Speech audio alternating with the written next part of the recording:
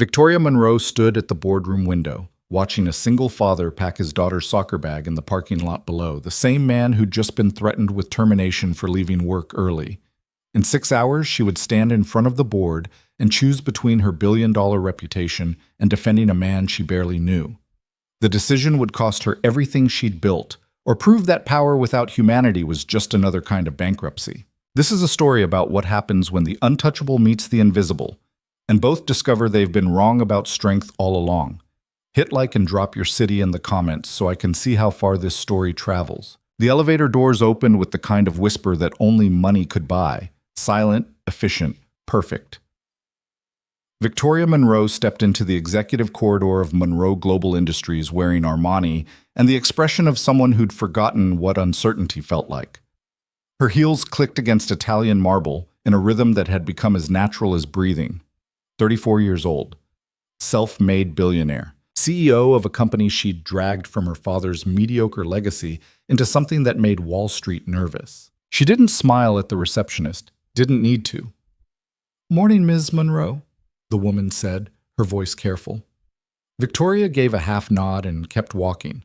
The coffee in her hand cost $18. She didn't know that. Someone else handled those details. Her office occupied the entire northwest corner of the 42nd floor. Floor-to-ceiling windows framed the city like a painting she owned but never really looked at. She dropped her bag on the desk, glass, minimalist, expensive in that quiet way that didn't need to announce itself, and glanced at the calendar her assistant had already pulled up on the monitor. 9 meetings. Back-to-back. An investor call at 7. Standard Tuesday. She was halfway through her first email when her assistant, Jennifer, appeared in the doorway, tablet in hand, face doing that thing it did when she had to deliver news Victoria wouldn't like. "Quarterly reports are in," Jennifer said. "And?" "Operations is down 3%. Victoria's fingers stopped moving across the keyboard. 3%. "Yes. That's Evan's department." "It is." Victoria leaned back in her chair, the leather sighing under her weight. Marcus Evans had been with the company for 11 years. Steady, reliable. Boring as hell, but he got results. Until now, apparently. "Schedule a meeting," Victoria said. "Today." "He's requested 2 weeks to course correct." "Today, Jennifer." Her assistant nodded and disappeared. Victoria returned to her email, but the words blurred. 3%. In a company this size, 3% was millions. It was also a crack in the foundation, and cracks spread if you didn't deal with them immediately. She'd learned that from her father, one of the few useful things he'd taught her before drinking himself into an early grave. By 10, she was in Conference Room B, waiting. The room was smaller than her main boardroom, but still designed to intimidate. Long table, high-backed chairs, a view that reminded you how far down the ground was. Marcus Evans walked in looking like a man who'd already been awake too long. Mid-50s, graying at the temples, suit slightly rumpled. He carried a folder thick enough to be either a defense or a manifesto. "Victoria," he said. "Marcus, sit." He did. She didn't waste time. 3%. "I know." "I don't pay you to know. I pay you to prevent." Marcus opened the folder, but his hands hesitated on the papers. "We've had some personnel issues." "Personnel issues don't cost 3%. These ones did." Victoria waited. Marcus pulled out a spreadsheet, slid it across the table. "Daniel Foster. He's been with us for 6 years, project manager. Good worker. Excellent, actually, but over the past 8 months, his performance has become inconsistent. Fire him." "It's not that simple." Victoria's eyebrow arched. "It's exactly that simple. He's managing the Hastings contract. If we pull him now, we risk losing the entire account. That's $12 million. She picked up the spreadsheet. Daniel Foster, 31 years old. Degree from a state school she'd never heard of. Salary modest enough to be almost insulting. Performance reviews from previous years were solid, excellent even.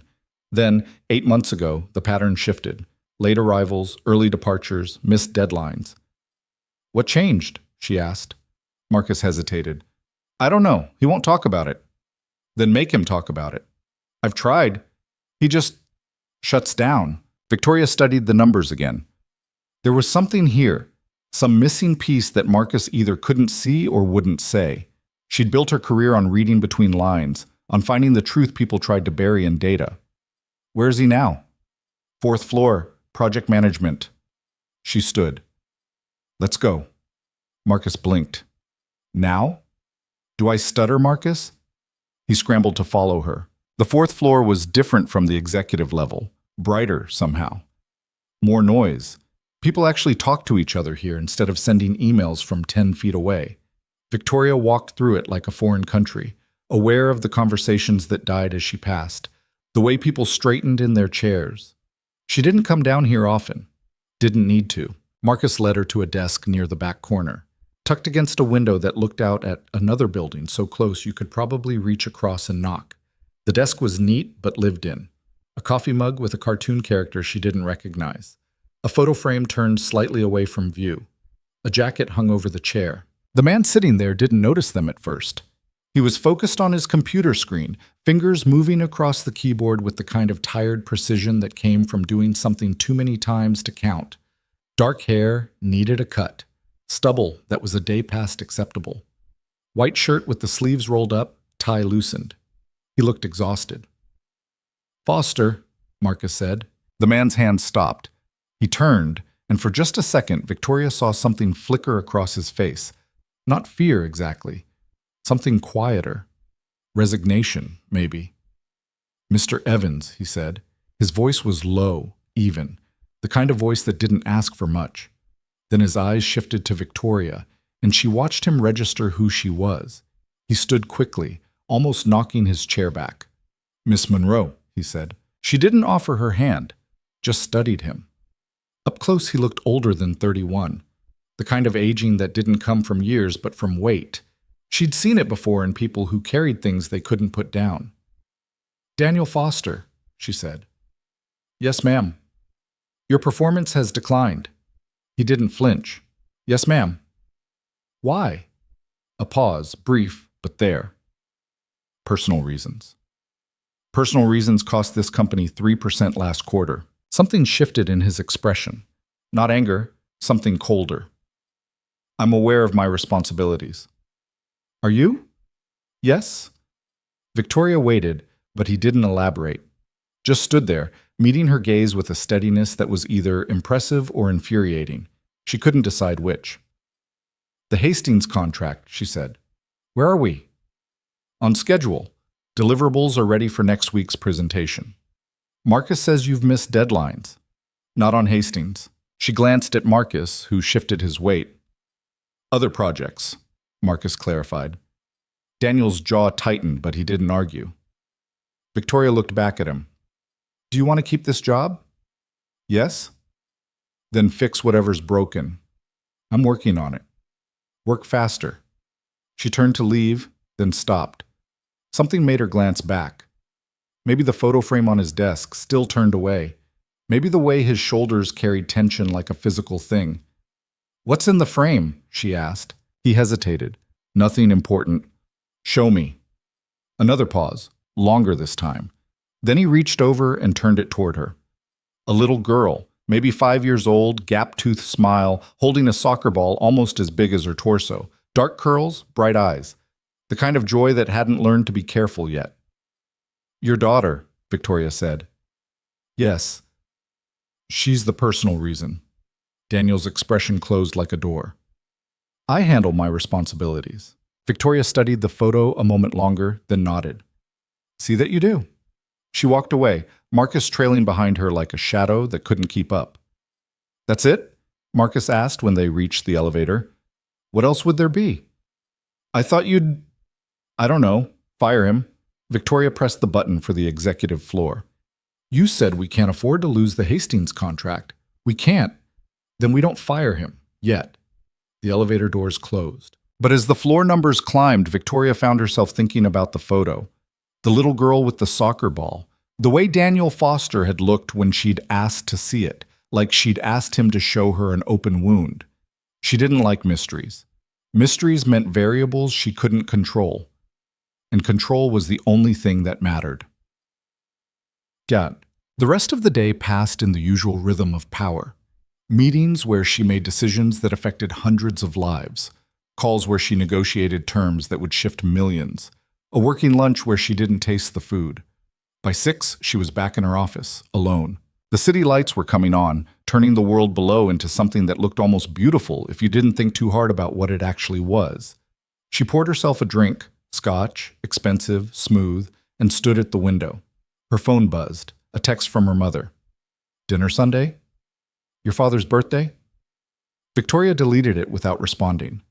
Her father had been dead for 3 years. Her mother still pretended he'd been something other than a failure. She took another sip, thought about Daniel Foster, thought about the gap-toothed little girl, thought about how easy it would be to fire him and move on. She didn't know why she hadn't. Wednesday morning started with rain, the kind of cold, persistent drizzle that made the city look gray and tired. Victoria arrived at 7:30, earlier than usual, and found the executive floor mostly empty. Good. She worked better in silence. She was 3 emails deep when Jennifer appeared, earlier than she should have been. "Morning," Jennifer said. "Problem?" "Hastings moved the presentation up. They want it Friday instead of next week." Victoria's fingers stopped. "Friday? Yes, Daniel Foster's team will need to—" "I'll handle it." Jennifer blinked. "You'll handle it." "Is there an echo in here?" "No, you don't usually get involved in project-level presentations." Victoria saved her email and closed the laptop. "I do when $12 million is on the line." She found Daniel Foster on the 4th floor again, this time in one of the small conference rooms, standing in front of a whiteboard covered in diagrams and notes that looked like controlled chaos. 2 other team members sat at the table, laptops open, looking stressed. Daniel was mid-sentence when she walked in. He stopped. "Ms. Monroe," he said. "Hastings moved the presentation to Friday," she said. "Are we ready?" The room went quiet. "We will be," Daniel said. "That's not what I asked." He held her gaze. "We're at 90%. We need another week to polish the delivery and finalize the financial projections." "You have 2 days. Then we'll work with what we have." Victoria looked at the whiteboard, then at the 2 other team members who were doing their best to become invisible. "Leave us," she said. They left quickly. Daniel didn't move, just stood there, arms crossed, waiting. "You don't seem concerned," Victoria said. "Would it help if I did?" "It might make me think you care about keeping your job." "I care about doing it right." "Right doesn't matter if we lose the contract. It does if we want them to renew." Victoria stepped closer. "Don't lecture me about client retention." "I'm not lecturing. I'm stating a fact." She studied him. Up close, the exhaustion was even more visible, dark circles under his eyes, the kind of tired that sleep didn't fix. But there was something else too, a steadiness that didn't bend just because she'd walked into the room. "Why do you care so much about doing it right?" she asked. "Because shortcuts cost more in the long run." "That's not an answer." Daniel's jaw tightened. "It's the only one I have." A long moment passed. Rain tapped against the window. "Friday," Victoria said. 10 a.m. I'll be in the room. "You don't need to—" "I didn't ask for your opinion." She turned to leave, then paused at the door. "The financial projections? Who's handling them?" "I am." "Send them to me tonight. I'll review them." "Miss Monroe, I don't need—" "Tonight, Mr. Foster." She left before he could argue. The projections arrived at 11 p.m. Victoria was still at her desk, finishing a contract review that should have been done hours ago. Her office was dark except for the desk lamp and the glow of the city below. She opened Daniel's email. The attachment was a 50-page document, detailed, methodical, thorough in a way that reminded her of how she used to work before she'd had people to do this for her. She started reading. By page 10, she'd found 3 minor errors. By page 20, she understood why Marcus had called him excellent. The work was solid, more than solid. It was the kind of work you got from someone who gave a damn, even when they were falling apart. She made notes in the margins, corrections, and suggestions, then kept reading. At one point, she paused on a section about long-term ROI. The math was perfect, but the framing was off. She rewrote it, then sat back and wondered why she was doing this instead of just sending it back with instructions to fix it. "Because you want to know if he'll notice," a voice in her head said. She ignored it and kept working. By 1 a.m., she'd finished. She sent it back with a single line, revised, review by morning. Then she poured another scotch and stood at the window. The city was quieter now. Fewer lights. Fewer people pretending the world made sense. She thought about the little girl in the photo. Thought about Daniel Foster, working on 90% when he should have had 100. Thought about how she'd built an empire by never accepting less than perfect, and wondered, for the first time in years, what perfection actually cost. Thursday was chaos. The Hastings presentation consumed everything. Daniel's team worked through lunch, through dinner, through the kind of hours that blurred into each other until time stopped meaning anything. Victoria stayed close, closer than she needed to. She told herself it was about the contract, about making sure $12 million didn't walk out the door. But there was something else. She watched Daniel work, watched the way he moved between team members, steady and patient even when things went wrong. Watched him rewrite sections without complaint, adjust projections without argument, solve problems like someone who'd learned that complaining didn't fix anything. At 8 p.m., she found him alone in the conference room, staring at the whiteboard with the kind of focus that looked like exhaustion's cousin. "Go home," she said. He didn't turn. "Almost done." "You've been here since 6 this morning. So have you." She stepped into the room. "I own the company. I'm allowed. And I'm responsible for this presentation. Your team is gone. Who are you performing for?" That got him to turn. His eyes were bloodshot, his tie somewhere between loosened and given up. "I'm not performing," he said quietly. "Then what are you doing?" "My job." Victoria crossed her arms. "At what cost?" "Does it matter?" "It does if you collapse tomorrow in front of the client." Daniel looked at her for a long moment, and something passed between them, something she couldn't name but felt like recognition. "I won't collapse," he said. "How do you know?" "Because I can't afford to." The words hung in the air, heavy with things he wasn't saying. Victoria moved to the whiteboard, studied the diagrams. "The Hastings contract. Why does it matter so much to you?" "It's my job." "That's not an answer." He was quiet for so long she thought he wouldn't respond. Then, "Because if I lose it, I lose everything else too." She turned. "What does that mean?" But Daniel was already gathering his things, shutting down his laptop with movements that were too controlled to be casual. "I'll see you tomorrow," he said.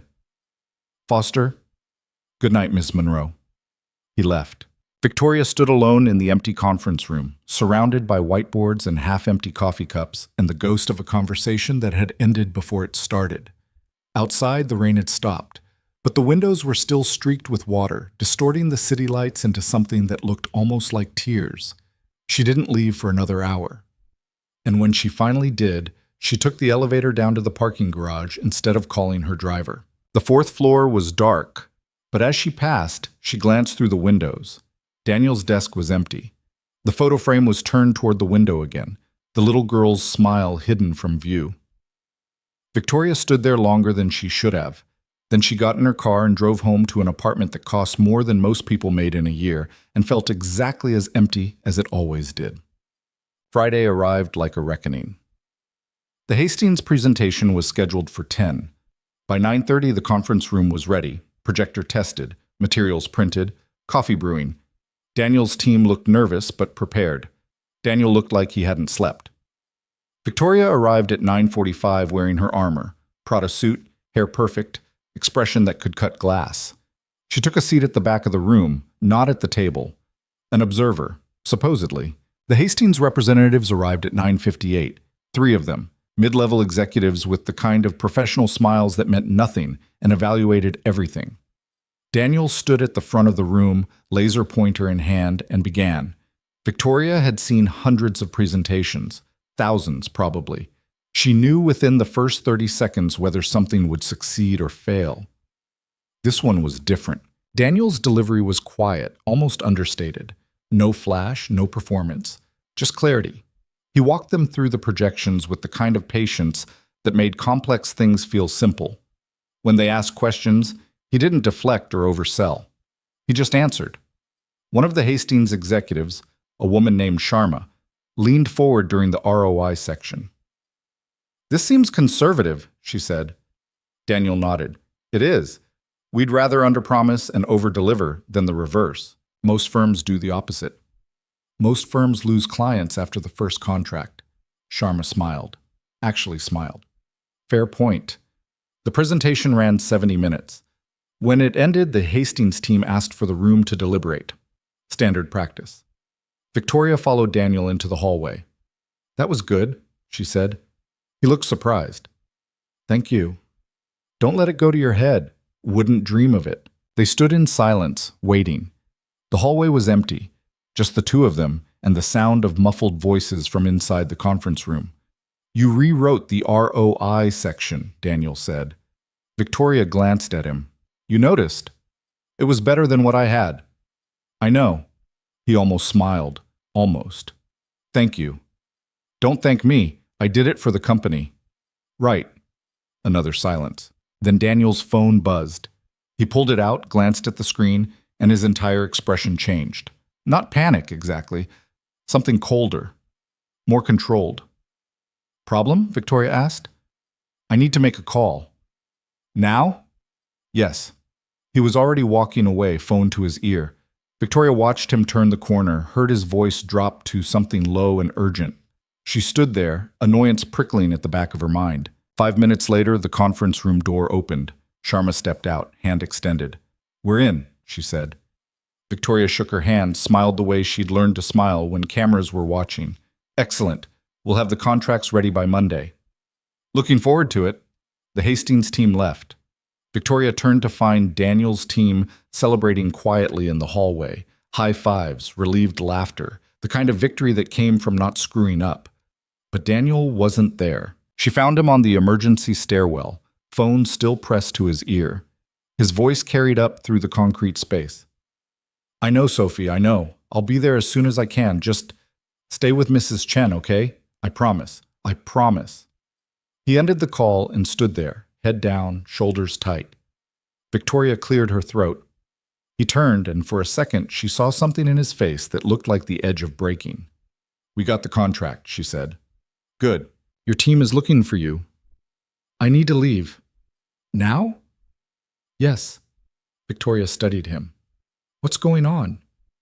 Personal emergency. Your daughter. He didn't answer. Didn't need to. Go, Victoria said. He hesitated. The debrief. I'll handle it. Miss Monroe. Go, Foster. He went.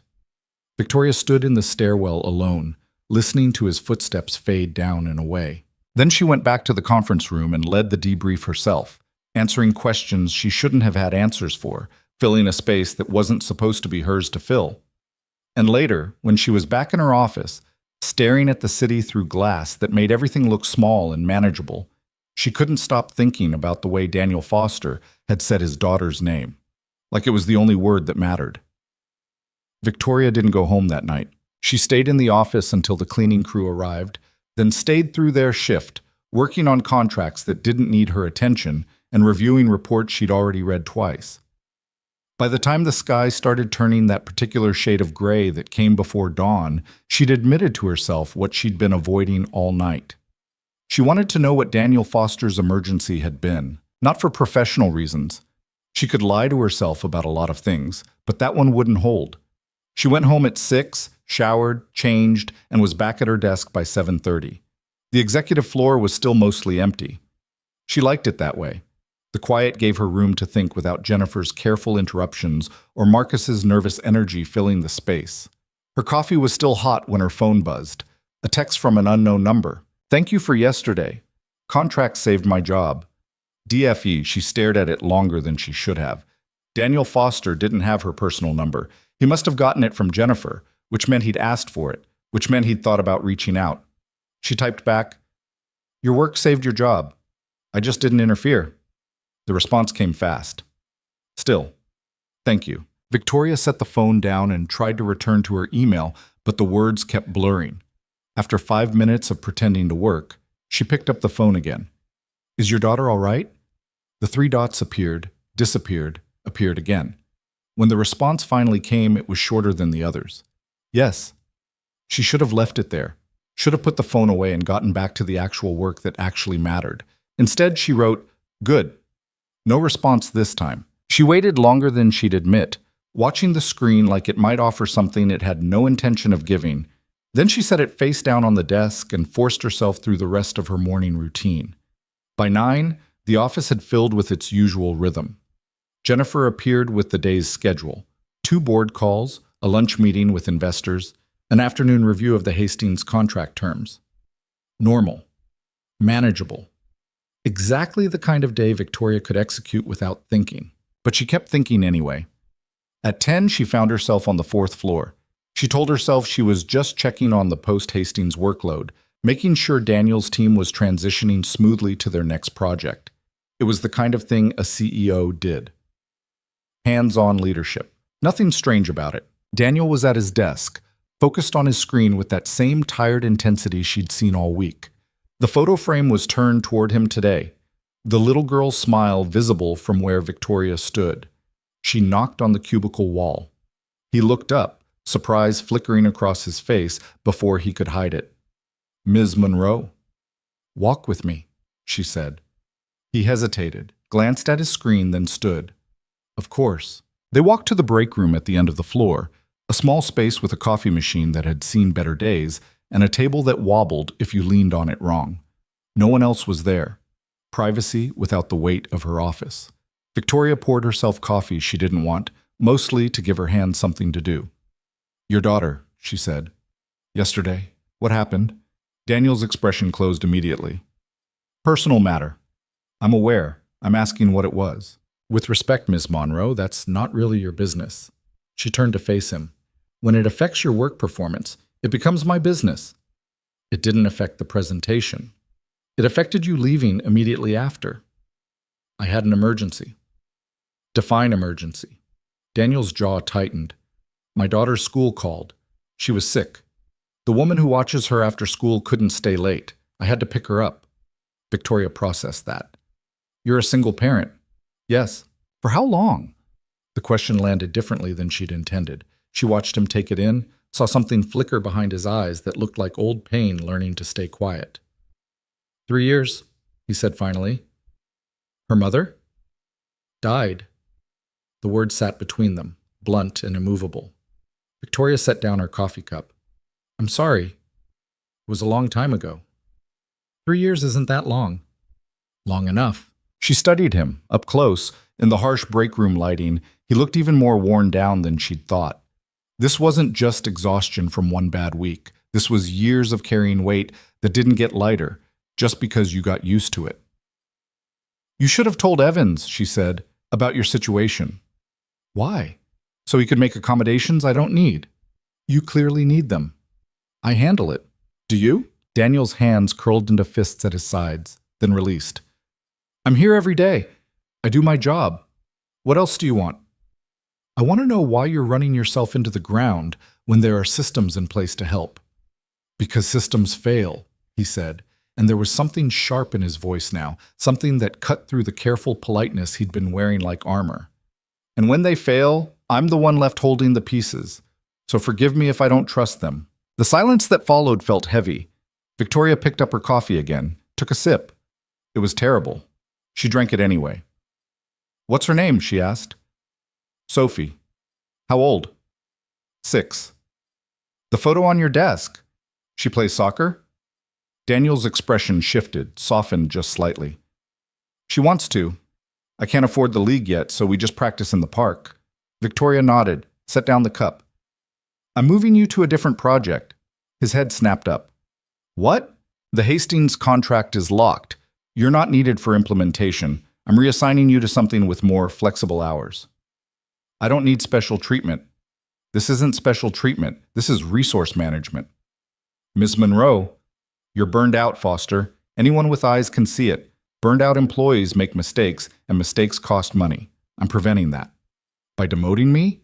"By giving you room to breathe." Daniel stared at her, and she could see him working through it, trying to find the angle, the catch. People in his position always assumed there was one. "What's the project?" he asked finally. "Strategic planning for the European expansion, analysis work.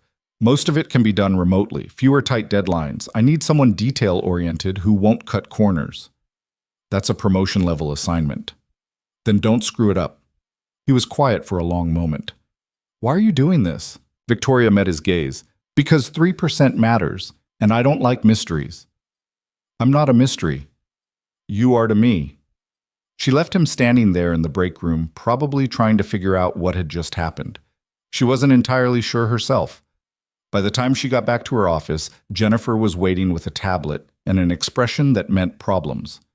Investors are pushing back on the third quarter projections, Jennifer said. Victoria sat down, pulled up the files. Let them push. The numbers are solid. They want to call this afternoon. Schedule it. The rest of the day disappeared into the usual grind of corporate warfare, numbers and negotiations and men in expensive suits who thought talking louder made them right. Victoria handled it the way she always did, with precision and zero patience for incompetence. But in the quiet moments between calls, she found herself thinking about Daniel Foster and his 6-year-old daughter who wanted to play soccer. Found herself wondering what it cost to hold together a life that kept trying to fall apart. 3 days later, Victoria was reviewing quarterly analytics when Jennifer knocked. There's someone here to see you, Jennifer said. No appointment. Victoria didn't look up from her screen. Tell them to schedule one. She says it's urgent. Her name is Sophie Foster. That got Victoria's attention. She looked up. What? Sophie Foster. I know who she is. Where? Reception. Victoria stood, walked out of her office and down the hall to the executive reception area. And there, sitting in one of the chairs that cost more than most people's monthly rent, was a little girl with dark curls and a backpack almost as big as she was. The girl from the photo. Sophie Foster looked up when Victoria approached, and there was no fear in her expression. Just curiosity and something that might have been determination. Hi, Sophie said. Victoria stopped. She dealt with corporate executives, hostile takeovers, billion-dollar negotiations. 6-year-olds were outside her operational parameters. Hi, she managed. Are you Miss Monroe? I am. My dad works here. I know. Sophie nodded seriously, like that confirmed something important. I need to talk to you. Victoria glanced at the receptionist, who looked as confused as Victoria felt. Does your father know you're here? No, he's in a meeting. Does anyone know you're here? Sophie's expression went a little guilty. Mrs. Chen thinks I'm in the bathroom. Who's Mrs. Chen? She watches me after school. She's downstairs getting coffee. Victoria processed this. A 6-year-old had somehow made it past building security, up 42 floors, and into the executive reception of a multinational corporation because she wanted to have a conversation. How did you get up here? Victoria asked. I told the security man I was bringing my dad his lunch. Sophie patted her backpack. I have a sandwich. Of course she did. Victoria looked at the receptionist. Call down to the 4th floor. Find Daniel Foster.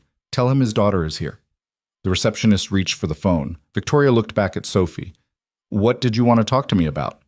Sophie stood up, shouldering her backpack with the seriousness of someone carrying classified documents. Can we go somewhere private? This was absurd. Victoria should wait for Daniel to arrive, hand the kid over, and get back to work. That was the reasonable response.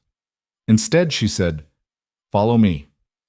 She led Sophie to a small conference room off the reception area, close enough that Daniel would find them quickly, private enough for whatever this conversation was going to be.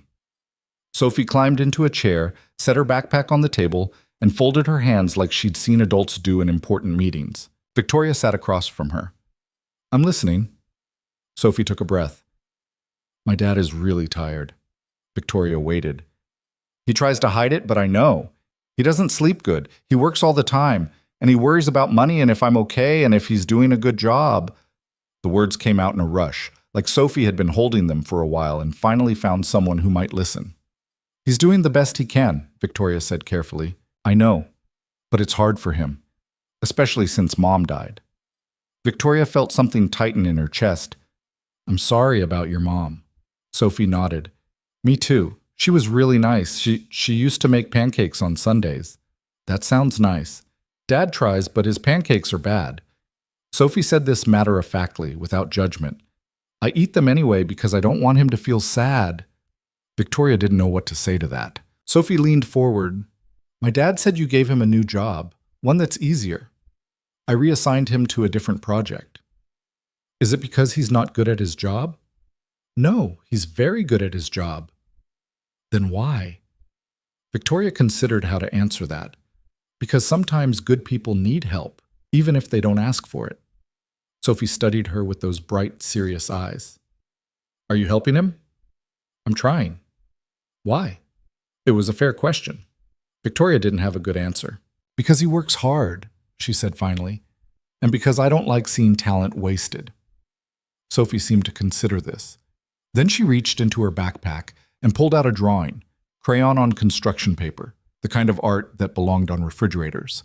She slid it across the table. It was a picture of 3 stick figures, one tall with dark hair, clearly Daniel, one small with curly hair, Sophie, and one in the middle, taller than Sophie, wearing what looked like a business suit and holding a briefcase.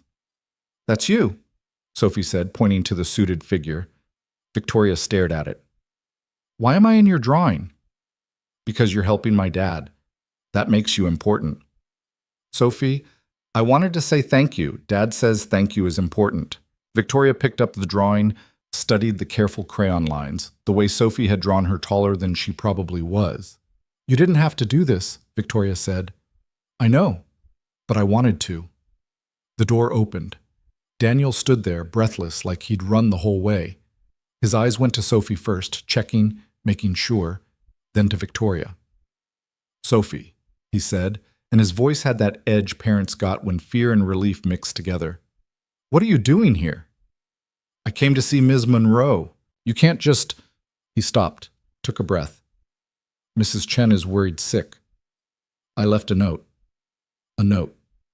I said I'd be back. Daniel closed his eyes briefly, and Victoria could see him counting to 10 or praying for patience, or whatever parents did when their kids made them simultaneously proud and furious. I'm sorry, he said to Victoria. She shouldn't have bothered you. She didn't bother me. Daniel looked at her like he didn't quite believe that. Sophie slid off her chair, walked over to her father. I wanted to thank her for helping you. Sophie, it's okay, Dad. Daniel's hand found the top of his daughter's head, rested there in a gesture that looked automatic, protective. We should go. Okay. Sophie looked back at Victoria. Thank you for talking to me. You're welcome. And thank you for helping my dad. Sophie, Daniel said quietly. But Sophie was already heading for the door, backpack bouncing against her shoulders. Daniel lingered. I'm sorry, he said again. She's persistent. I noticed. It won't happen again. Victoria looked down at the drawing still in her hands. 3 stick figures. A family that wasn't quite complete but was trying anyway. She's smart, Victoria said. Too smart sometimes. You're lucky. Something passed across Daniel's face. Agreement, maybe, mixed with the kind of bone-deep exhaustion that came from being someone's entire world. Yeah, he said. I am. He left. Victoria sat alone in the conference room, staring at a crayon drawing made by a 6-year-old who thought thank you was important. She took it back to her office and did something she hadn't done in years. She put it on her desk where she could see it. The week that followed felt different somehow. Victoria caught herself checking the 4th floor more often than necessary, telling herself she was just monitoring the European expansion project, making sure Daniel was settling into the new assignment. It was due diligence, nothing more. Except it was more, and she knew it. She noticed things she'd never paid attention to before. The way Daniel arrived at exactly 8 every morning, never earlier. The way he took lunch at his desk, working through it more often than not. The way he left at 5:30 sharp, no exceptions, no matter what was happening. She noticed the other employees, too. The way some of them looked at him, not with respect exactly. Something else. Pity, maybe, or judgment. Like his limitations were a personal failing instead of just the reality of his life. It bothered her more than it should have. On Thursday, she was working late when Marcus Evans knocked on her door. Got a minute? He asked. She gestured to the chair across from her desk. What is it? Marcus sat down, looking uncomfortable. It's about Daniel Foster. What about him? The European project. He's doing good work, but some of the other project managers are asking questions. What kind of questions? Why he got reassigned? Why he's getting special treatment? Victoria's expression went cold. Special treatment. Their words, not mine. He's not getting special treatment. He's getting a project that fits his skill set. That's what I told them. Then why are we having this conversation? Marcus shifted in his seat. Because they're not wrong to ask. Foster leaves every day at 5:30, no matter what. Doesn't stay late, doesn't come in early. In this company, that stands out. He completes his work. He does. But optics matter. Optics. Victoria leaned back in her chair. Let me be clear about something, Marcus. I don't care about optics. I care about results. Daniel Foster delivers results. If other people have a problem with his schedule, they can bring it to me directly. They won't. Then they can stop talking about it.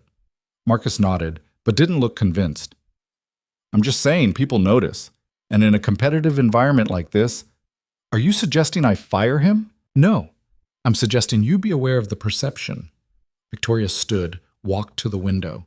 The city stretched out below, all lights and ambition and people trying to climb higher than each other. You know what I notice, Marcus? She said without turning around. I notice that half the people in this building waste hours every day pretending to work. They show up early and leave late, but what do they actually accomplish? They send emails that could be one sentence but somehow become 5 paragraphs. They schedule meetings to discuss scheduling other meetings. They perform productivity instead of being productive. She turned to face him. Daniel Foster doesn't do that. He works his hours and he works them well. If other people have a problem with efficiency, that's their failure, not his. Marcus stood. Understood. Is there anything else? No? Then we're done. He left. Victoria returned to the window, but she couldn't focus on the view anymore. All she could think about was Daniel Foster being judged for having boundaries, for refusing to sacrifice everything on the altar of corporate expectation. All she could think about was Sophie's drawing, still on her desk. 3 stick figures trying to be a family. She pulled out her phone and typed a message before she could talk herself out of it. Your work on the European project is excellent. Don't let anyone tell you otherwise. She hit send, then immediately regretted it. Too personal. Too much. She should have just stayed out of it. Her phone buzzed 30 seconds later. Thank you. That means a lot. Another buzz. More than you probably know. Victoria stared at the messages, then set the phone down and forced herself back to work. But the words stayed with her. More than you probably know. Friday brought rain again, the kind that turned the city gray and made everything feel heavier than it was. Victoria had back-to-back meetings all morning, then a working lunch that accomplished nothing except proving that men with MBAs could talk in circles for 90 minutes without saying anything useful. By 3 o'clock, she had a headache building behind her eyes, and a growing urge to fire someone just to feel productive. Her phone rang, Jennifer's extension. Yes? Daniel Foster is here to see you. He says it's urgent. Victoria's headache sharpened. Send him in. Daniel walked in 30 seconds later, and she could tell immediately something was wrong. His face had that tight, controlled look people got when they were holding panic at arm's length. What happened? She asked. I need to ask for something, and I know I don't have the right to ask, but sit down and tell me what's going on. He didn't sit, just stood there, hands clenched at his sides. There's a conference next week, Singapore. Evans wants me to go. The Asian markets briefing. Yes. It's 3 days. Important clients. You should go. I can't. Why not? Sophie. I don't have anyone who can watch her for 3 days. Victoria waited. Mrs. Chen can do afternoons, but she can't stay overnight. My ex-wife's parents live 6 hours away, and we don't have that kind of relationship. There's no one else. He said it flatly, like he'd already tried every option and knew they all led nowhere. What about her school? Victoria asked. They're on fall break that week. Friends' parents? I've asked. Everyone has their own plans. Victoria studied him. What are you asking me for, Foster? He took a breath. I need to not go. I know it looks bad. I know it affects my standing, but I need you to tell Evans I can't do it. You want me to make excuses for you? I want you to tell him the truth. Which is? That I'm a single father with no backup plan, and sometimes that means I can't do everything this job demands. The words hung in the air between them, raw and honest and completely at odds with everything corporate culture pretended wasn't true. Victoria picked up her phone, dialed Marcus Evans.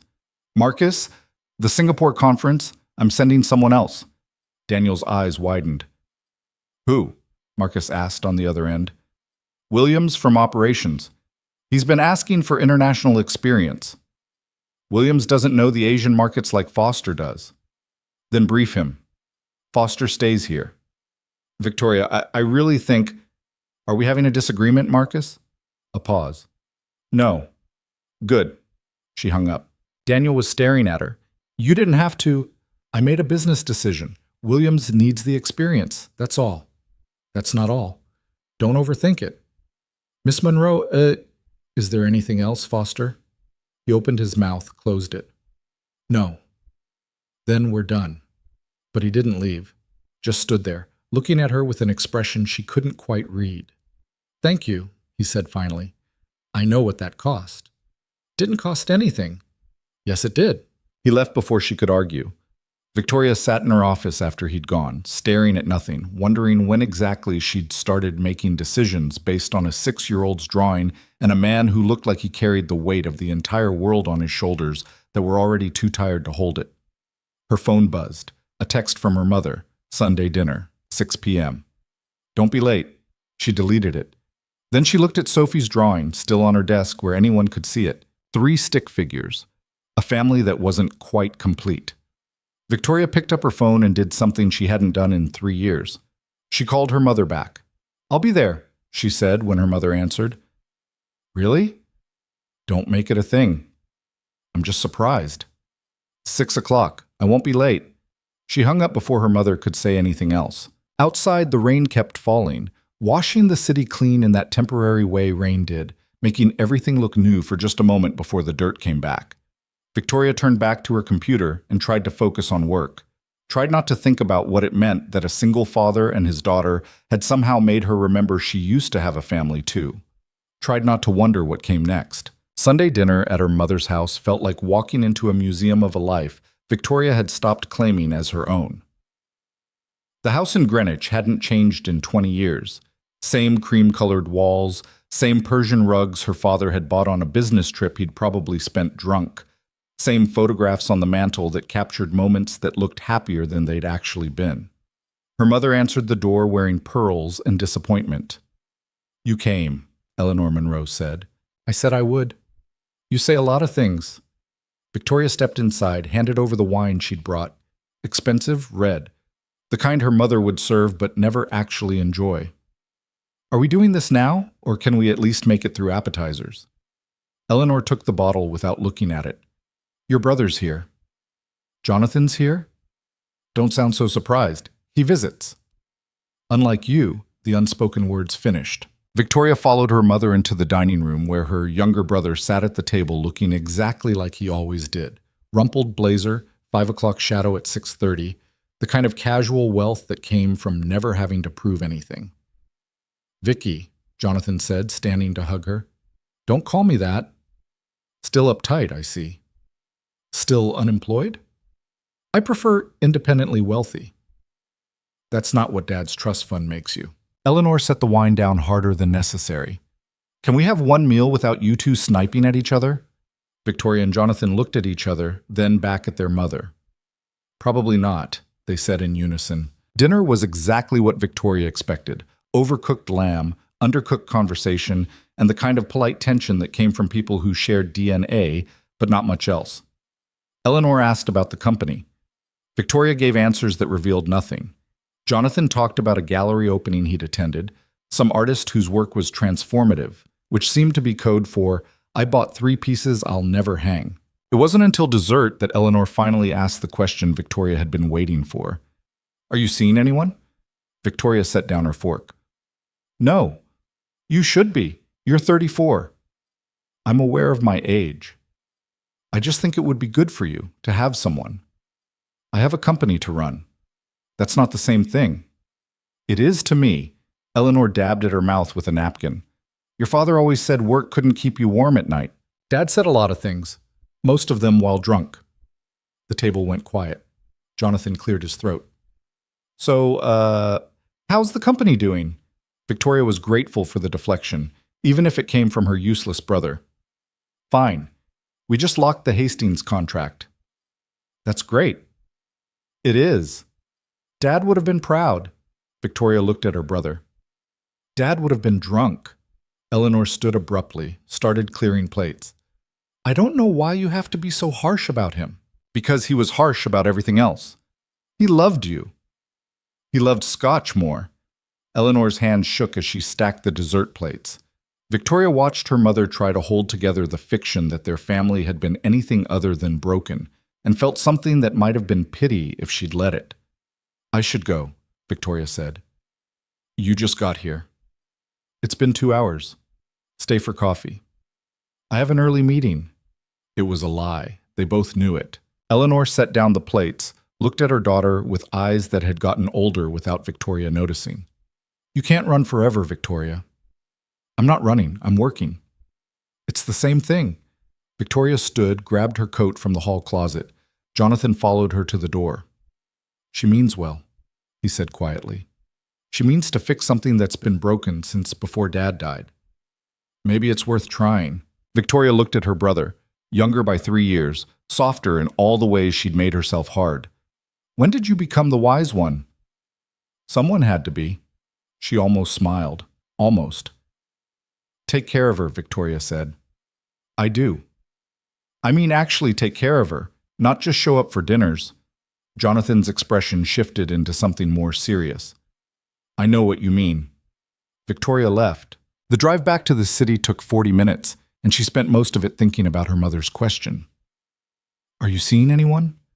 As if the answer was supposed to be simple, as if Victoria's life had room for complications like relationships when she could barely find room for sleep.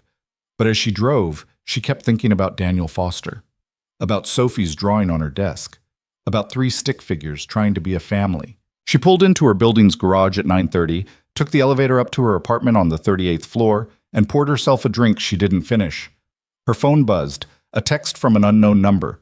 Sophie wanted me to tell you she had fun meeting you. She doesn't stop talking about it. DF Victoria stared at the message, then typed back.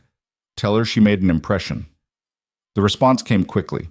She makes a lot of those. Another message followed. Thank you again. For Singapore. I know what you did. Victoria's fingers hovered over the keyboard. She should keep it professional. Should maintain the distance that made sense for a CEO and an employee. Should not blur lines that were already getting harder to see. Instead, she wrote, How is she? Sophie. A pause, longer this time. She's good. Asleep right now. Soccer practice wore her out. She's playing?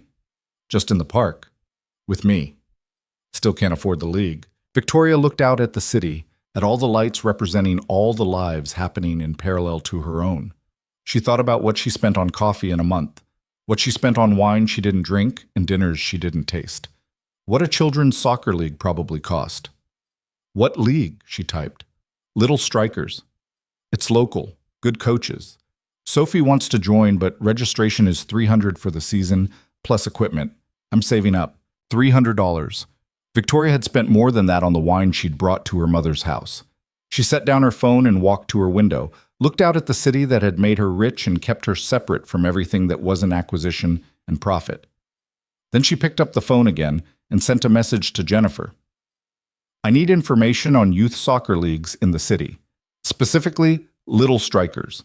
Registration costs, equipment requirements, everything. Jennifer responded immediately. On it. Need it tonight?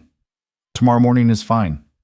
Victoria set down the phone, finished her drink, and went to bed.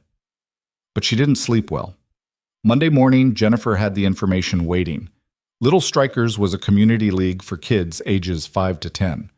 Registration was $300 per season, plus another $100 for equipment, cleats, shin guards, team jersey. Practices twice a week, games on Saturdays. The next season started in 3 weeks. Victoria read through it twice, then made a decision that probably qualified as the least professional thing she'd done in her entire career. She called Daniel directly. He answered on the 3rd ring. Miss Monroe, I need to talk to you. My office. Lunch. Is something wrong? Just be here at noon. She hung up before he could ask anything else. The morning crawled. Victoria tried to focus on quarterly projections, on the Singapore conference prep for Williams, on anything that wasn't what she was about to do. But her mind kept wandering to Sophie Foster and soccer balls and the strange calculus of what $300 meant to different people. At noon, Daniel appeared in her doorway looking nervous. "Come in," she said. "Close the door." He did. "Sit." He sat. Victoria opened her desk drawer, pulled out an envelope, and slid it across the desk. Daniel looked at it like it might explode. "What's this?" "Open it." He did, slowly. Inside was a check for $500 and a printed registration form for little strikers. Daniel's face went carefully blank. "I don't understand." "Sophie wants to play soccer. This covers registration and equipment." "Ms. Monroe, don't argue with me. I can't accept this." "Yes, you can. This is—" He stopped, looked at the check again. "This is inappropriate." "Why?" "Because you're my boss, because it's charity, because it's not charity, it's an investment." Daniel looked up at her. "In what?" Victoria leaned back in her chair. "In employee retention, in productivity, in making sure one of my best project managers isn't running himself into the ground trying to save up for something that costs less than I spend on a single business dinner." "That's a rationalization. It's the truth." "It's your truth, not mine." They stared at each other across the desk, and Victoria could see the pride warring with necessity in his expression, could see him trying to find a way to refuse that wouldn't hurt his daughter.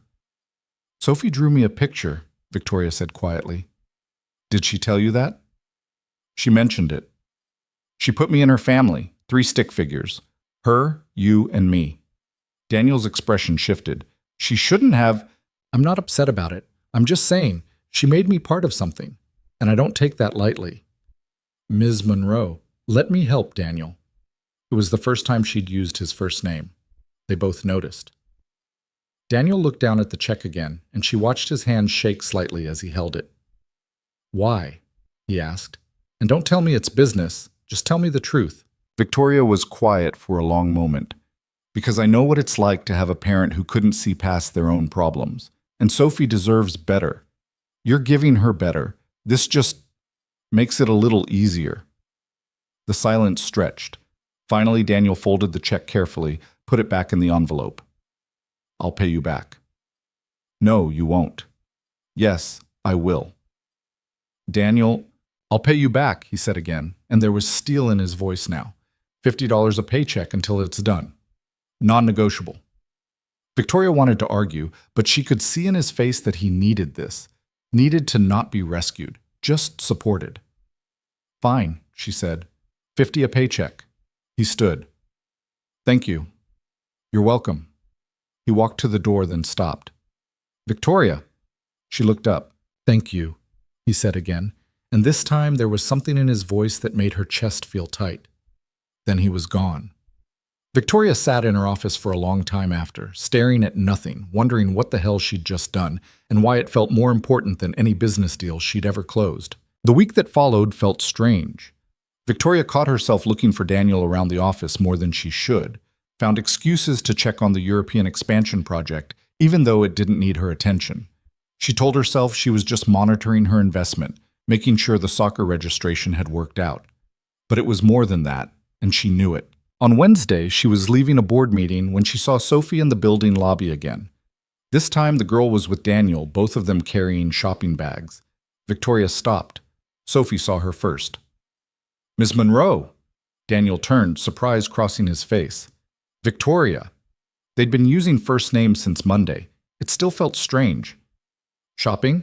Victoria asked. Sophie held up her bag proudly. "Dad got me cleats and shin guards. I'm playing soccer." "I heard. Congratulations." "Do you want to see them?" Before Victoria could answer, Sophie had pulled out a pair of bright pink cleats, holding them up like treasure. "They're very pink," Victoria said. "They're perfect," Sophie corrected. Daniel put his hand on his daughter's shoulder. "We should let Ms. Monroe get back to work, Soph." "Actually," Victoria heard herself say, "I was just heading out. Would you two like to get coffee?" The word surprised all three of them. Daniel hesitated. "You don't have to—" "I know. I'm asking if you want to." He looked at Sophie, who was nodding enthusiastically, then back at Victoria. "Okay." They ended up at a cafe 2 blocks from the office, the kind of place Victoria usually walked past without noticing. Sophie ordered hot chocolate with extra whipped cream. Daniel got regular coffee. Victoria ordered an espresso and wondered what she was doing. Sophie talked non-stop about soccer, about the practice schedule, about the team she'd be on, about how she was going to be the best player ever, even though she'd never actually played on a team before. "That's a pretty big goal," Victoria said. "Dad says if you don't have big goals, you won't get anywhere." Victoria looked at Daniel, who had the grace to look embarrassed. "I might have said something like that." "It's good advice," Victoria said. They talked for 40 minutes, about Sophie's school, about her favorite books, about the park where she and Daniel practiced soccer. Victoria found herself relaxing in a way she usually didn't, found herself actually listening instead of just waiting for her turn to speak. At one point, Sophie excused herself to go to the bathroom, leaving Victoria and Daniel alone. "She likes you," Daniel said. "She barely knows me." "She's a good judge of character." Victoria smiled slightly. "Is that what this is? Character judgment?" "Something like that." A pause. "Thank you," Daniel said. "For this, for the soccer registration, for all of it." "You've already thanked me." "I know, but I mean it." Victoria looked at him across the table, at the tired lines around his eyes and the careful way he held himself, like someone who'd learned not to ask for too much because the answer was usually no. "You're a good father," she said. Daniel looked surprised. "I try." "That's more than most people do." Before he could respond, Sophie came back, and the moment passed. But as they left the cafe and went their separate ways, Daniel and Sophie heading home, Victoria heading back to her empty apartment, Victoria found herself thinking about that moment, about what it meant that she'd noticed how good a father he was, about what it meant that she cared. Thursday brought trouble. Victoria was in a meeting with the executive team when Marcus Evans brought up Daniel's name. "The European expansion project," Marcus said. "We need to accelerate the timeline. I'm thinking we bring in additional resources, maybe have Foster collaborate with the Singapore team." "No," Victoria said. Everyone looked at her. "Why not?" Marcus asked. "Because Foster's timeline is appropriate for the scope. Rushing it compromises quality." "We're not rushing, we're optimizing." "Same thing." Marcus's expression tightened. "With respect, Victoria, this is exactly the kind of special treatment I mentioned. Foster can't be the only project manager exempt from deadline pressure." "He's not exempt, he's managing a realistic timeline. Other managers handle pressure just fine. Other managers don't have—" Victoria stopped herself, but not fast enough. "Don't have what?" Marcus asked. "A child? Is that what you were going to say?" The room went silent. Victoria kept her voice level. "Don't have the same constraints? And before you start talking about fairness, let me remind you that Daniel Foster has delivered every project on time and under budget for 6 years. He's earned flexibility. That's not how it looks from the outside." "I don't care how it looks." "Maybe you should." Victoria stood.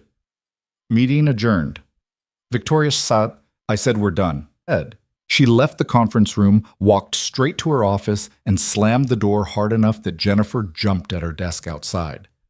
10 minutes later, there was a knock. "Not now," Victoria said. The door opened anyway. Marcus Evans stepped inside. "We need to talk," he said.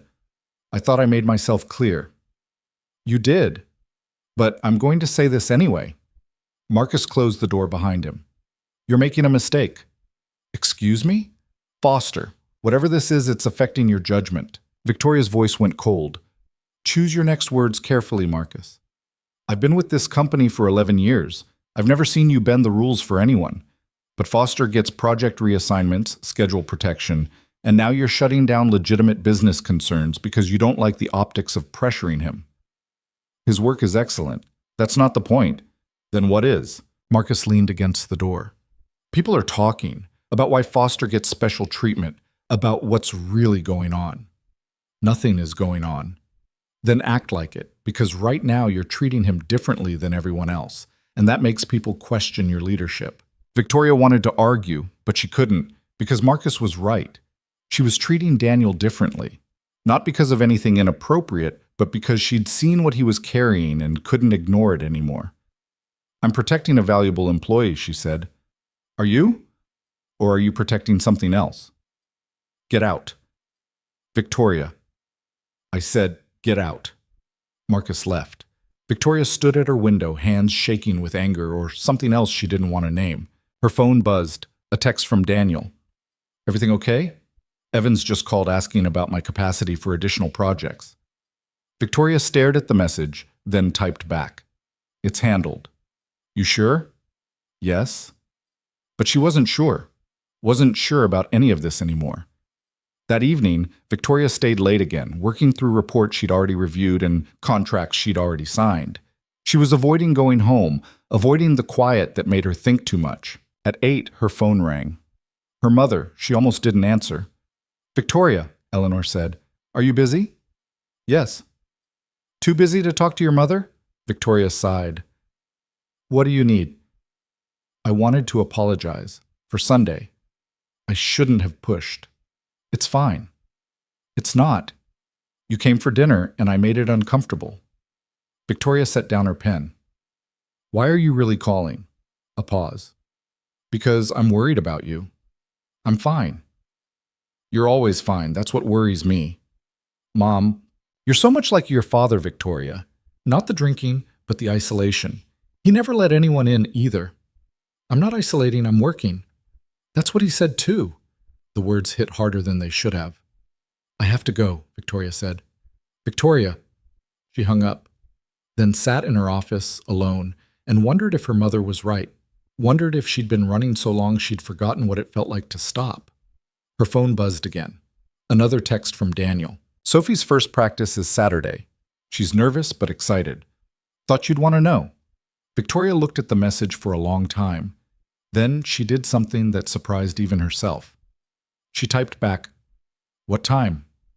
10 a.m., Riverside Park. Why? Just curious. She set down the phone and tried to focus on work. But all she could think about was Saturday morning, about a little girl in pink cleats, about a father who was doing his best, about what it would mean if she showed up. Saturday morning was cold and clear. Victoria woke at 7, went for a run she didn't enjoy, showered, changed into jeans and a sweater, casual clothes that felt strange on her body after a week of suits and armor. By 9:30, she was sitting in her car, staring at herself in the rearview mirror and questioning every decision that had led to this moment. She didn't do this, didn't show up at employees' family events, didn't blur professional boundaries, didn't care about 6-year-olds playing soccer in the park, except she did care, and that was the problem. At 9:45, she got out of the car and walked to Riverside Park. The field was chaos, kids everywhere in bright jerseys, parents with coffee cups and camping chairs, coaches blowing whistles and trying to organize children who had the attention span of goldfish. Victoria found Sophie immediately. Pink cleats, huge smile, standing next to Daniel and bouncing on her toes like she might launch into orbit. Daniel saw her first. His expression shifted through surprise, confusion, and something that might have been happiness before settling on careful neutrality. Victoria, he said. Hi. Sophie turned, and her face lit up. Ms. Monroe, you came. I was in the neighborhood. Really? No, Victoria admitted. I came to watch you practice. Sophie launched herself forward and hugged Victoria's waist before anyone could stop her. Victoria froze, arms at her sides, unsure what to do with a 6-year-old attached to her midsection. Daniel reached for his daughter. Sophie, let go! It's okay, Victoria said, and carefully, awkwardly, put her hands on Sophie's shoulders. Sophie looked up at her. Are you going to watch the whole practice? If that's okay. It's more than okay. The coach called for the kids to gather. Sophie ran off, pink cleats flashing. Daniel and Victoria stood side by side, watching. You didn't have to come, Daniel said quietly. I know. But you did anyway. I did. A pause. Why? He asked. Victoria kept her eyes on the field, on Sophie trying to juggle a soccer ball and failing adorably. Because she invited me, in her drawing. 3 stick figures, remember? I remember. I don't take invitations lightly. Daniel looked at her, and there was something in his expression that made Victoria's chest feel tight again. Thank you, he said. Stop thanking me. Can't help it. They watched practice in comfortable silence. Sophie was terrible, tripping over her own feet, kicking the ball in the wrong direction, forgetting which goal was hers. But she was happy, laughing every time she messed up, completely unaware that failure was supposed to feel like anything other than fun. "She's having the time of her life," Victoria said. "She is." "You gave her that." Daniel shook his head. "We gave her that." Victoria looked at him. "Don't." "Don't what?" "Don't make this something it's not." "What do you think it is?" She didn't have an answer. Practice ran for an hour. When it ended, Sophie ran over, sweaty and beaming. "Did you see me?" she asked Victoria. "I did." "I wasn't very good." "You were learning. That's different. Dad says learning is the important part." "He's right." Sophie grabbed both their hands. "Can we get ice cream?" Daniel started to say no. Victoria could see it in his face, but she spoke first. "Ice cream sounds good." They ended up at a shop 3 blocks from the park. Sophie got chocolate with sprinkles. Daniel got vanilla. Victoria got nothing, just watched them eat and wondered when she'd last done something this normal. "Miss Monroe," Sophie said around a mouthful of ice cream, "do you have kids?" "Sophie," Daniel said, "that's personal." "It's okay," Victoria said. "No, I don't have kids." "Why not?" "Sophie, I've been busy with work." Sophie considered this. "That's sad." "Sophie!" "It's okay," Victoria said again, though the word sad sat heavy in her chest. "Maybe it is a little sad." "You could borrow me sometimes," Sophie said seriously. "If you want." Daniel looked mortified. "Sophie, you can't just—" "I'd like that," Victoria said, and meant it.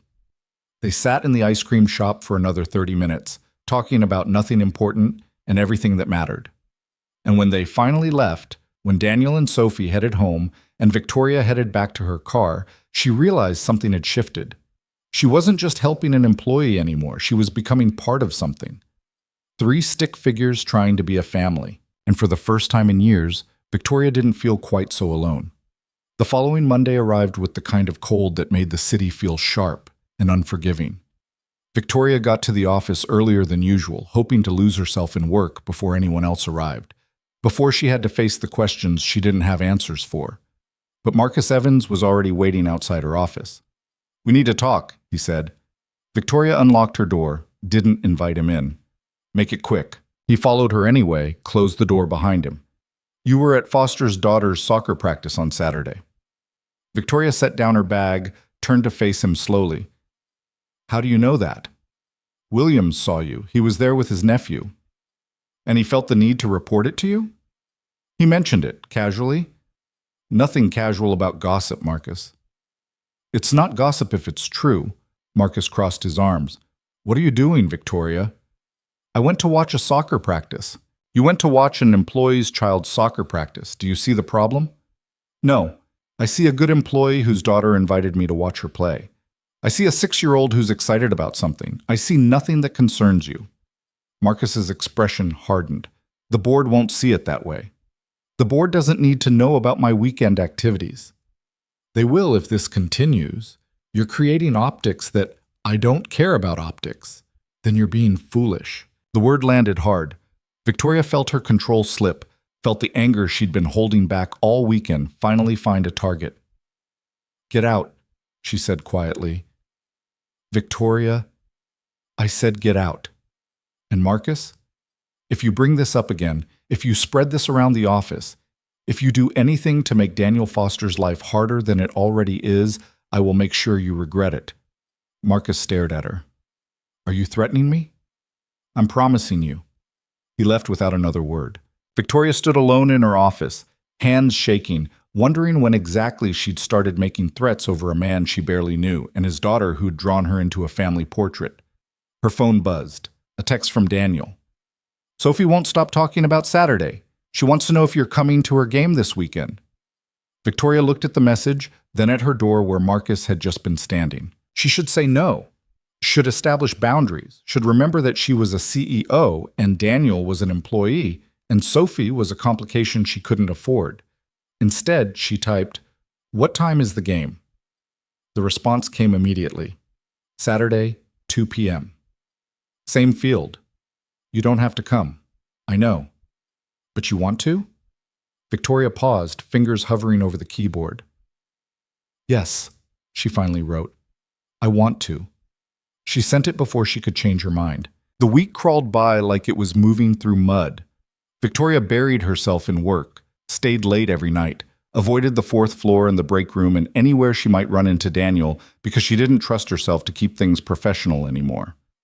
On Wednesday, Jennifer appeared in her doorway looking nervous. Your mother called, Jennifer said. Tell her I'm busy. She said it's urgent, Victoria sighed. Fine, put her through. Eleanor Monroe's voice came through the speaker tinny and anxious. Victoria, I need you to come home this weekend. I can't, I have plans. They cancel them. No. A pause. It's about your brother. Victoria's attention sharpened. What about Jonathan? He's in trouble, financial trouble. He won't tell me the details, but I think it's bad. How bad? Bad enough that he asked me for money. Victoria closed her eyes. Jonathan asking for money meant he'd already burned through his trust fund, his savings, and whatever credit he'd managed to extend. It meant he'd done something stupid and expensive and probably illegal. How much does he need? Victoria asked.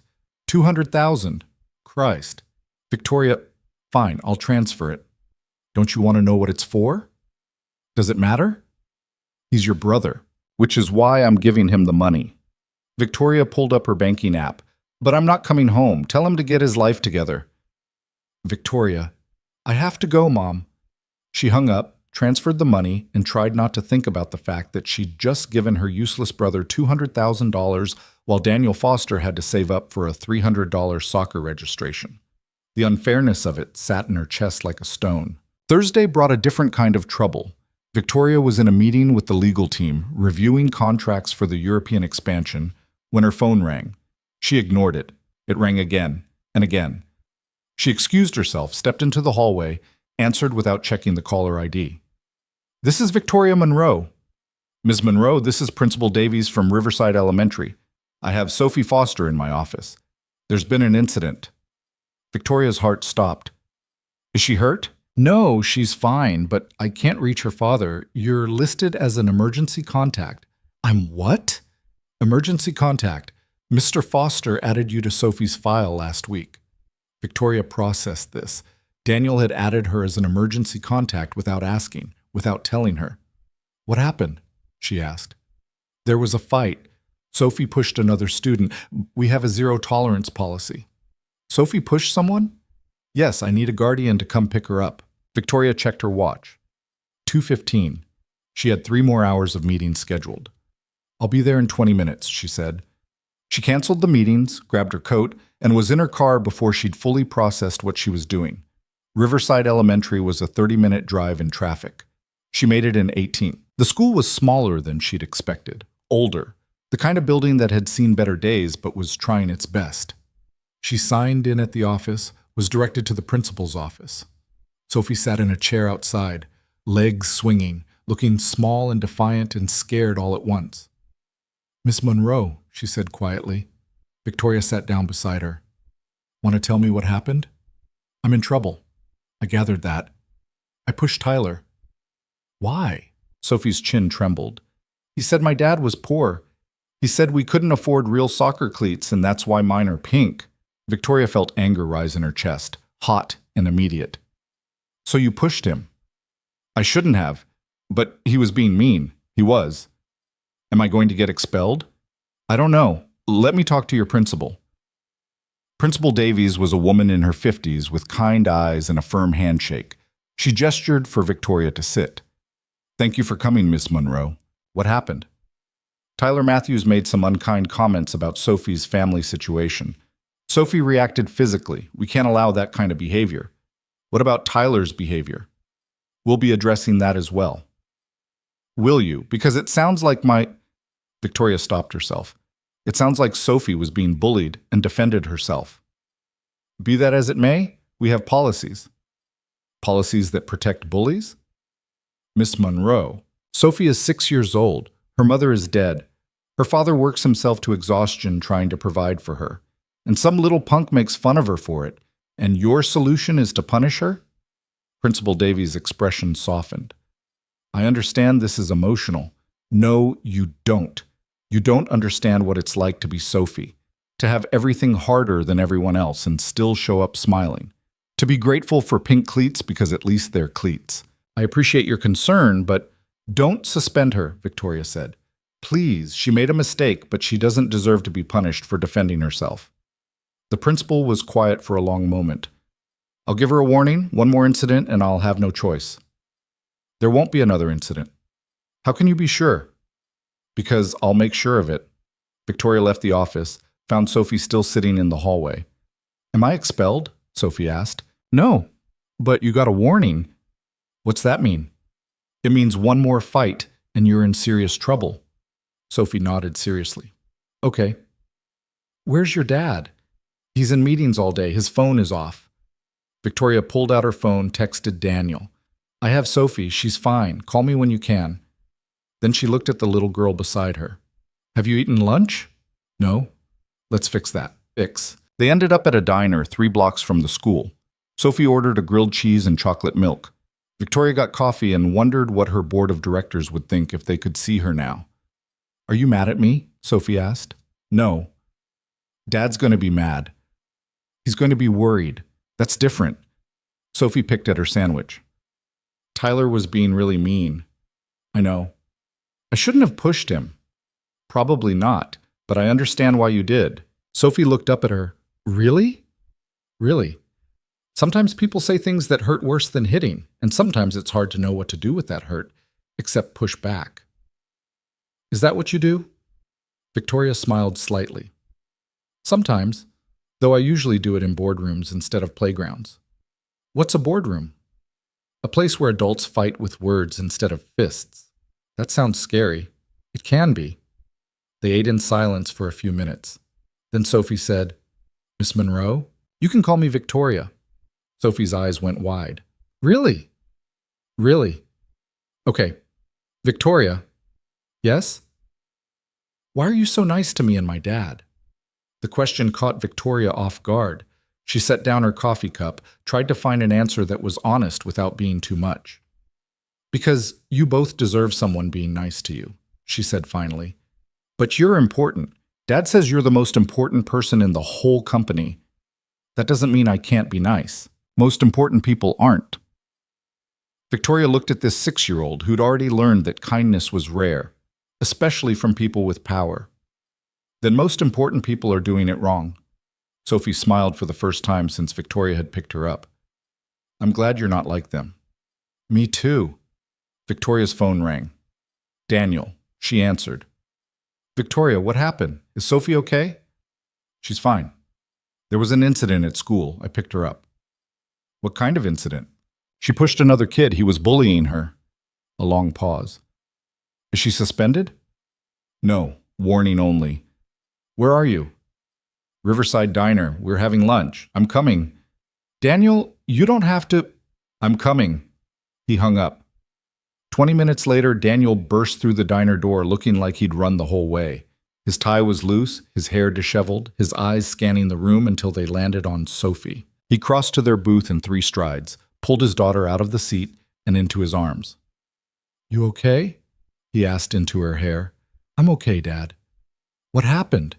Sophie pulled back, told him the story. About Tyler.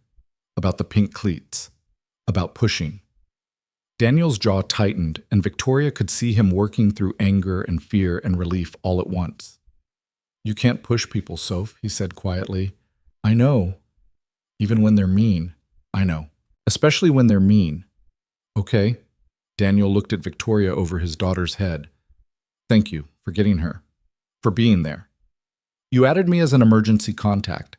I should have asked first. Yes, you should have. Are you mad? Victoria looked at them, father and daughter, holding on to each other like the world might try to pull them apart at any second. No, I'm not mad. Daniel sat down in the booth, Sophie sliding in beside him. The waitress came over and he ordered coffee he probably didn't need. This is why I worry, he said after a moment. This exact thing. Sophie dealing with kids who don't understand. Me not being there when she needs me. You're here now. 2 hours late. Daniel, I had my phone off. What if it had been worse? What if she'd been hurt? But she wasn't. But she could have been. He looked at her. You shouldn't have to deal with this. You're my boss, not my... He stopped. Not your what? Victoria asked. Daniel shook his head. I don't know. They sat in silence, the diner noise filling the spaces between words. Sophie finished her grilled cheese, oblivious to the tension at the table.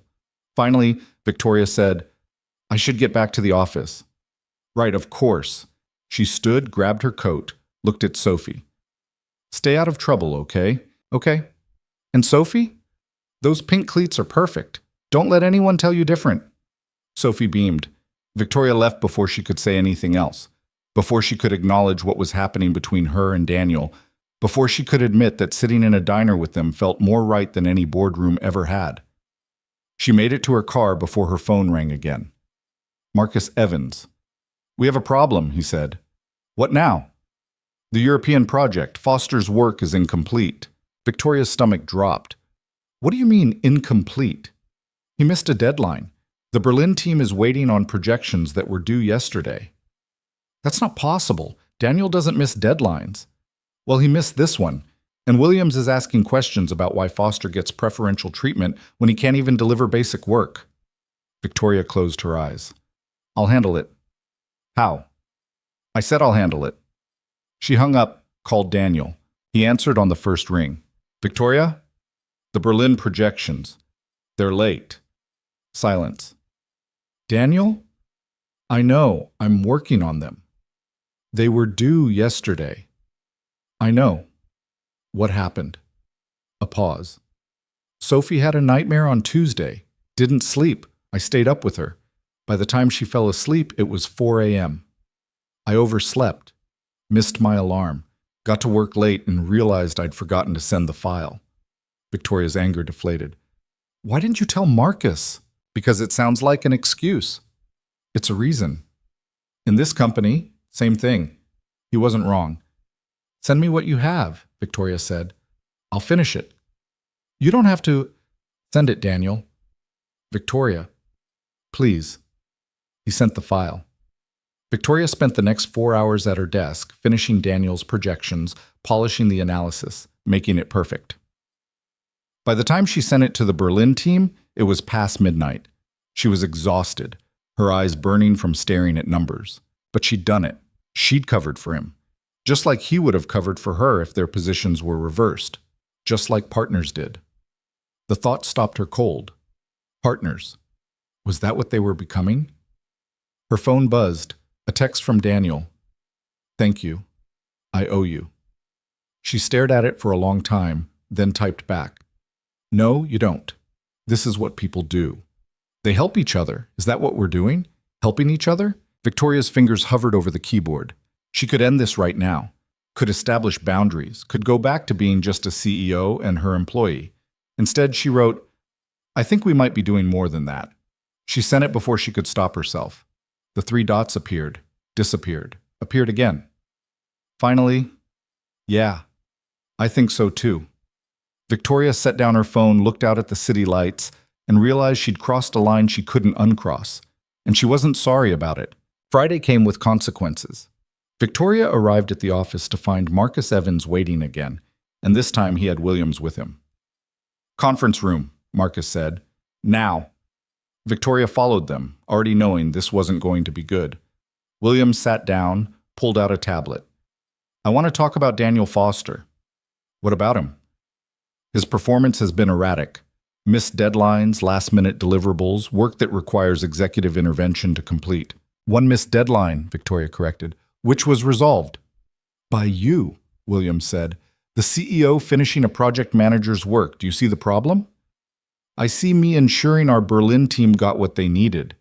You see you covering for an employee who can't handle his workload. Victoria's voice went cold. Choose your next words carefully. Williams didn't back down. I'm choosing them very carefully.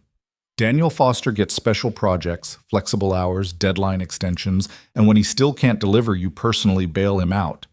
Meanwhile, the rest of us are held to standards he seems exempt from. He's not exempt. Then fire him. The room went silent. Excuse me? Victoria said. Williams leaned forward. If he's not exempt, If he's held to the same standards as everyone else, then fire him. He missed a deadline. That's grounds for termination, so do it. No. Why not? Because he's a good employee having a difficult time. We're all having difficult times. That's not special. His situation is different. Because he has a kid? Lots of people have kids. They manage. Victoria stood. This conversation is over. No, it's not, Marcus said. Victoria, sit down. Don't tell me what to do in my own company. It's not just your company. It's a board-governed corporation. And if the board finds out you're making personnel decisions based on personal feelings rather than performance, are you threatening to go to the board? I'm pointing out reality. Victoria looked between them. Marcus with his concern masking as business sense, Williams with his ambition showing through the professional veneer. She could see it clearly now. This wasn't about Daniel's performance. This was about power, about people testing whether she'd bend. Daniel Foster stays, she said quietly. And if either of you goes to the board with this, I will personally make sure your careers in this industry are over. Do you understand me? William's face went red. You can't. I can. I will. Test me. She walked out, leaving them sitting there. But as she closed her office door, she realized the damage was already done. The conversation had happened. The accusations had been made. And in a company like this, word spread like infection. Her phone buzzed. Her mother. Jonathan won't talk to me. Did you send the money? Yes. What did he do? I don't know and I don't care. Victoria? She turned off her phone. An hour later, Jennifer knocked. Daniel Foster is here to see you. Victoria's chest tightened. Send him in. Daniel walked in looking worse than she'd seen him, dark circles under his eyes, shoulders tight with tension. I heard, he said. Heard what? Williams and Marcus, in the conference room. Someone told me. Of course someone did. Office gossip moved faster than any actual work. It's handled, Victoria said. No, it's not. Daniel closed the door. You just made enemies defending me. They were already enemies. Not like this. Not openly. Daniel, I should resign. The words hit her like cold water. No. It would solve everything. Williams and Marcus back off. You don't have to fight battles over me. I find something else. No. Victoria. I said no. She stood, came around the desk. You're not resigning. You're not leaving. You're not giving them what they want. What do you want? The question hung between them. I want you to stay, Victoria said quietly. I want you to keep being the best project manager I have. I want Sophie to keep playing soccer in those ridiculous pink cleats. I want... She stopped. Daniel was looking at her with an expression she couldn't quite read. What else do you want? I don't know, she admitted, but I know I don't want you to leave. He was quiet for a long moment. This isn't just about work anymore, is it? No. What is it about? Victoria looked at him. This man who'd somehow broken through defenses she'd spent a decade building, who'd reminded her that people mattered more than profit, who'd shown her what strength actually looked like. I think it's about figuring out what comes next, she said. Daniel nodded slowly. Okay? Okay? I'll stay. We'll figure it out. He left. Victoria stood in her office, looking at Sophie's drawing on her desk, and wondered what exactly she'd just committed to. Whatever it was, there was no going back now. Saturday's soccer game arrived with gray skies that threatened rain but never quite delivered. Victoria showed up 15 minutes early, wearing jeans and a jacket that cost more than most people's monthly salary, but at least looked casual. Daniel saw her first, waved her over to where he stood on the sideline. You came, he said. I said I would. I wasn't sure you'd still want to, after this week. Victoria looked at him. Why wouldn't I? Because this week was a mess. Because I made your life harder. Because... Daniel, he stopped. I'm here because I want to be. Not because I have to be. Not because it's easy. Because I want to. Something shifted in his expression. Okay. Sophie ran over, pink cleats bright against the gray day. Victoria, you came. Wouldn't miss it. We're going to win. How do you know? Because you're here. That makes us lucky. Sophie ran back to her team. Daniel looked at Victoria. She's not wrong. About what? You being lucky. For us, I mean. Victoria didn't know what to say to that. The game started. Sophie's team was terrible. 6-year-olds running in chaotic clusters, mostly in the wrong direction, occasionally remembering there was a ball involved. But they were having fun, and that seemed to be the point. Halfway through the second quarter, Sophie actually touched the ball. She kicked it, wildly, in approximately the right direction. It rolled past 3 other kids and somehow, miraculously, into the goal. The parents on the sideline erupted. Sophie stood there, shocked, then started jumping up and down. Daniel grabbed Victoria's hand without thinking, squeezed it, and Victoria let him. After the game, they got ice cream again. Sophie talked nonstop about her goal, about how she was definitely going to be a professional soccer player now, about how this was the best day ever. Daniel and Victoria sat across from each other, watching her, not talking much, but not needing to. "Thank you," Daniel said eventually. "For everything, for Sophie, for the soccer, for defending me at work, for showing up. You keep thanking me. Because I keep being grateful." Victoria looked at him. "What are we doing, Daniel?" "Honestly, I have no idea." "That doesn't scare you?" "Terrifies me." "Me too." They smiled at each other, small and uncertain, but real. Sophie came back to the table, chocolate ice cream on her face. "Can Victoria come to dinner at our place?" Daniel blinked. "Sophie, I don't think I'd like that," Victoria said. Both of them looked at her. "Really?" Sophie asked. "Really." Daniel's apartment was small and cluttered and nothing like anywhere Victoria had ever spent time. The furniture was mismatched, the carpet was worn, and there were toys everywhere. But it was clean, and it was warm, and it felt like a home in a way her expensive apartment never had. Sophie gave her a tour, showing off her room with its pink walls and stuffed animals. Daniel made spaghetti that was only slightly burned. They ate at a table that wobbled and talked about nothing important. It was the best meal Victoria had had in years. After dinner, Sophie fell asleep on the couch, worn out from soccer and excitement. Daniel carried her to bed. When he came back, Victoria was standing by the window, looking out at the city from a different angle than she was used to. "She likes you," Daniel said. "I like her." "She's not the only one." Victoria turned to face him. "Daniel, I know this is complicated.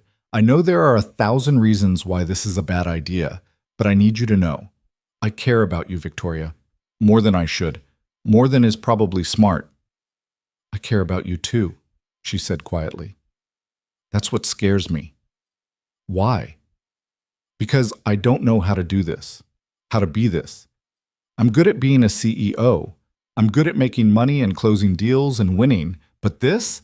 She gestured between them. "I don't know how to do this without breaking it." Daniel stepped closer. "Maybe we figure it out together." "What if we can't?" "Then at least we tried." Victoria looked at him. This man who'd already lost so much but was still willing to risk more, and made a decision. She kissed him. It was brief, careful, tentative. When she pulled back, Daniel was looking at her with an expression that made her chest ache.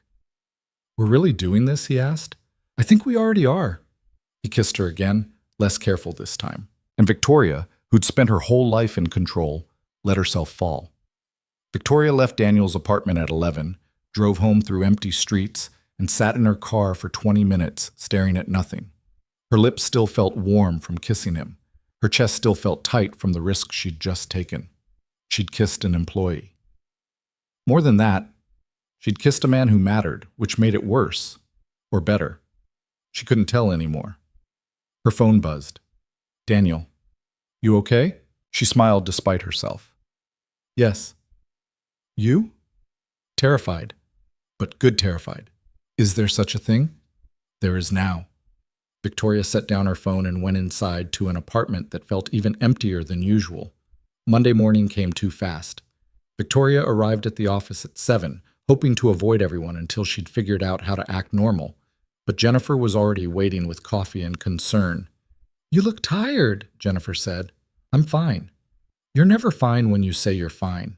Victoria took the coffee. "Is there something you need?" Jennifer hesitated. "There's talk.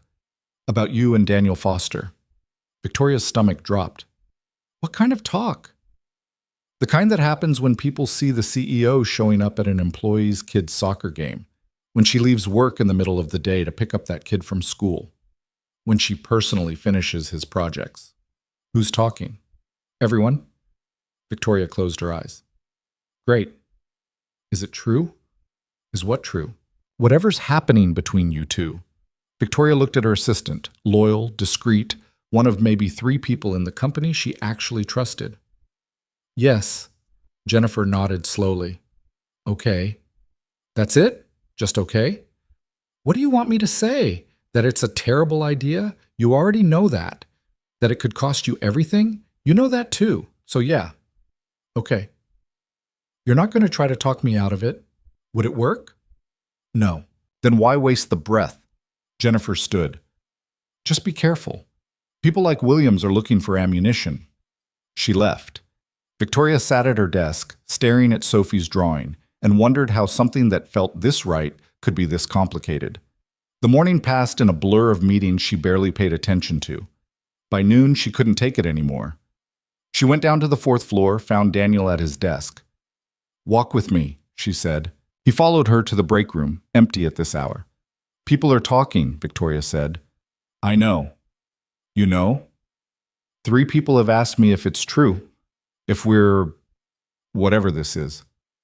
What did you say? I said it's none of their business. Victoria leaned against the counter. This is going to get worse before it gets better. I know. Williams is going to use this against me, against both of us. I know. Daniel, Victoria. He stepped closer. I know all of this. I knew it Saturday night when you kissed me. I knew it when I kissed you back. None of this is news. Then what do? We decide if it's worth it. She looked at him. Is it? For you? Yes. You didn't even hesitate. Because I don't have to. I've been alone for 3 years. I've been barely holding it together for 3 years. And then you showed up and suddenly things got easier. Not perfect, not simple, but easier. So yeah, it's worth it. Victoria felt something crack in her chest. I don't know how to do this. Neither do I. I'm going to mess it up. Probably. That doesn't scare you? Everything about this scares me. I'm doing it anyway. She kissed him then, there in the break room with its terrible coffee and fluorescent lights. Kissed him like she was trying to prove something to herself. When she pulled back, Daniel was smiling. What? She asked. Nothing, just, you're a lot braver than you think you are. I'm terrified. Like I said, brave. They stood there for another moment, then Victoria's phone rang. Marcus Evans. Reality came rushing back. I have to take this, she said. Daniel nodded, left. Victoria answered, What is it, Marcus? Board meeting, tomorrow. They want to discuss personnel issues. What personnel issues? You know what personnel issues. Her blood went cold. Williams went to the board. He raised concerns. They want answers. About Daniel Foster. About preferential treatment. About conflicts of interest. About whether your judgment is compromised. Victoria's hand tightened on the phone. Tell them I'll be there. Victoria, I said I'll be there. She hung up, stood in the empty break room, and realized this was it. The moment where everything either fell apart or somehow held together. She spent the rest of the day preparing. Pulled every file on Daniel's work history, every project he'd completed, every deadline he'd met, every success he'd delivered. Built a case that had nothing to do with feelings and everything to do with performance. By the time she left the office at midnight, she had a presentation that would make the board look stupid for questioning her judgment. She hoped. The board meeting was scheduled for 10 a.m. Victoria arrived at 9, wearing her most expensive suit and the expression she used when negotiating hostile takeovers. The boardroom was on the 45th floor, all glass and chrome and intimidation. 12 board members sat around the table, most of them men her father's age who'd made their money the old-fashioned way and resented that she'd made hers faster. Williams was there too, sitting in the corner like a snake waiting to strike. Victoria sat at the head of the table. Gentlemen, ladies, let's get started. Richard Morrison, the board chairman, cleared his throat. We've received concerns about preferential treatment being given to certain employees. You mean Daniel Foster? Among others. There are no others. This is about Daniel Foster. So let's stop pretending otherwise. Morrison's jaw tightened. Fine. It's been brought to our attention that Mr. Foster receives accommodations not extended to other employees. Flexible hours, deadline extensions, project reassignments. We need to understand why. Because he's excellent at his job.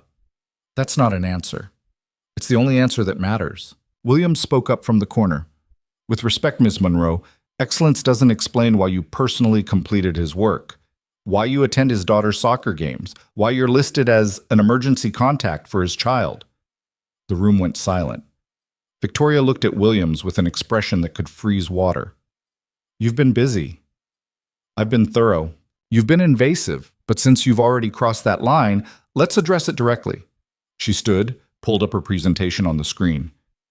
Daniel Foster, 6 years with this company. Project completion rate, 98%.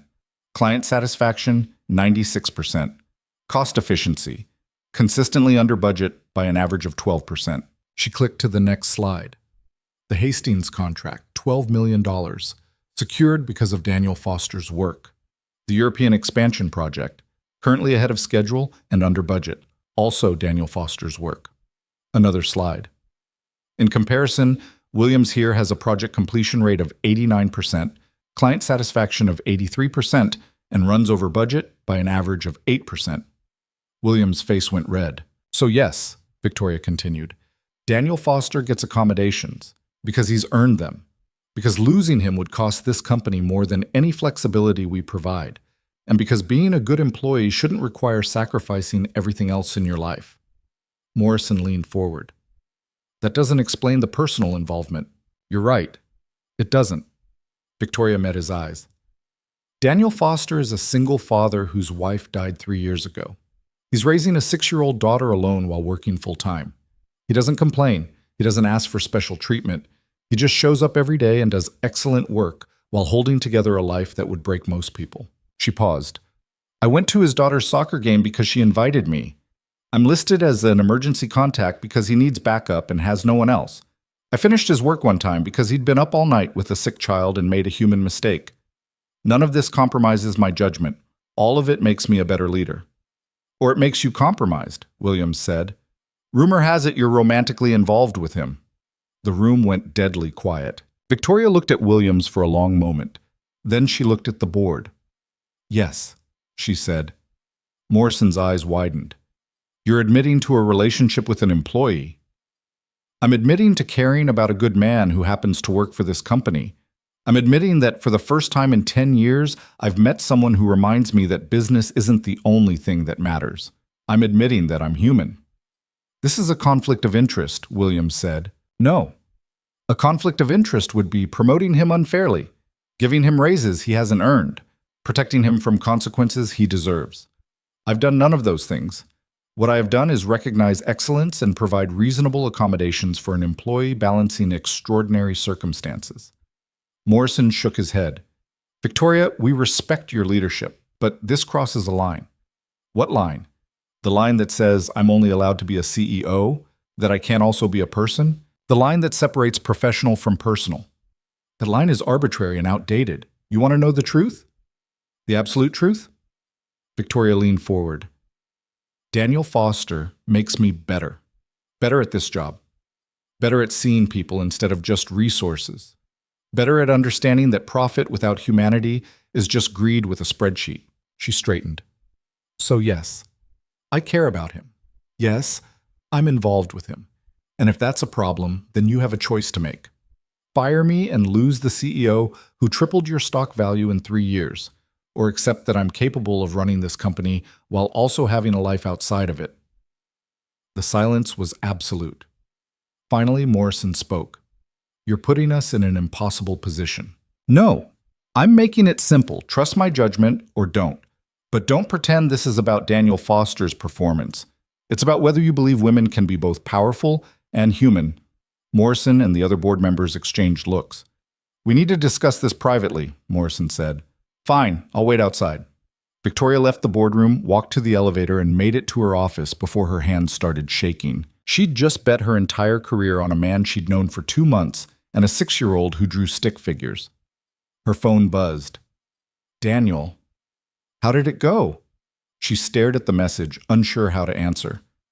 I don't know yet, she finally typed, but I told them the truth, which was, that you matter more than their approval.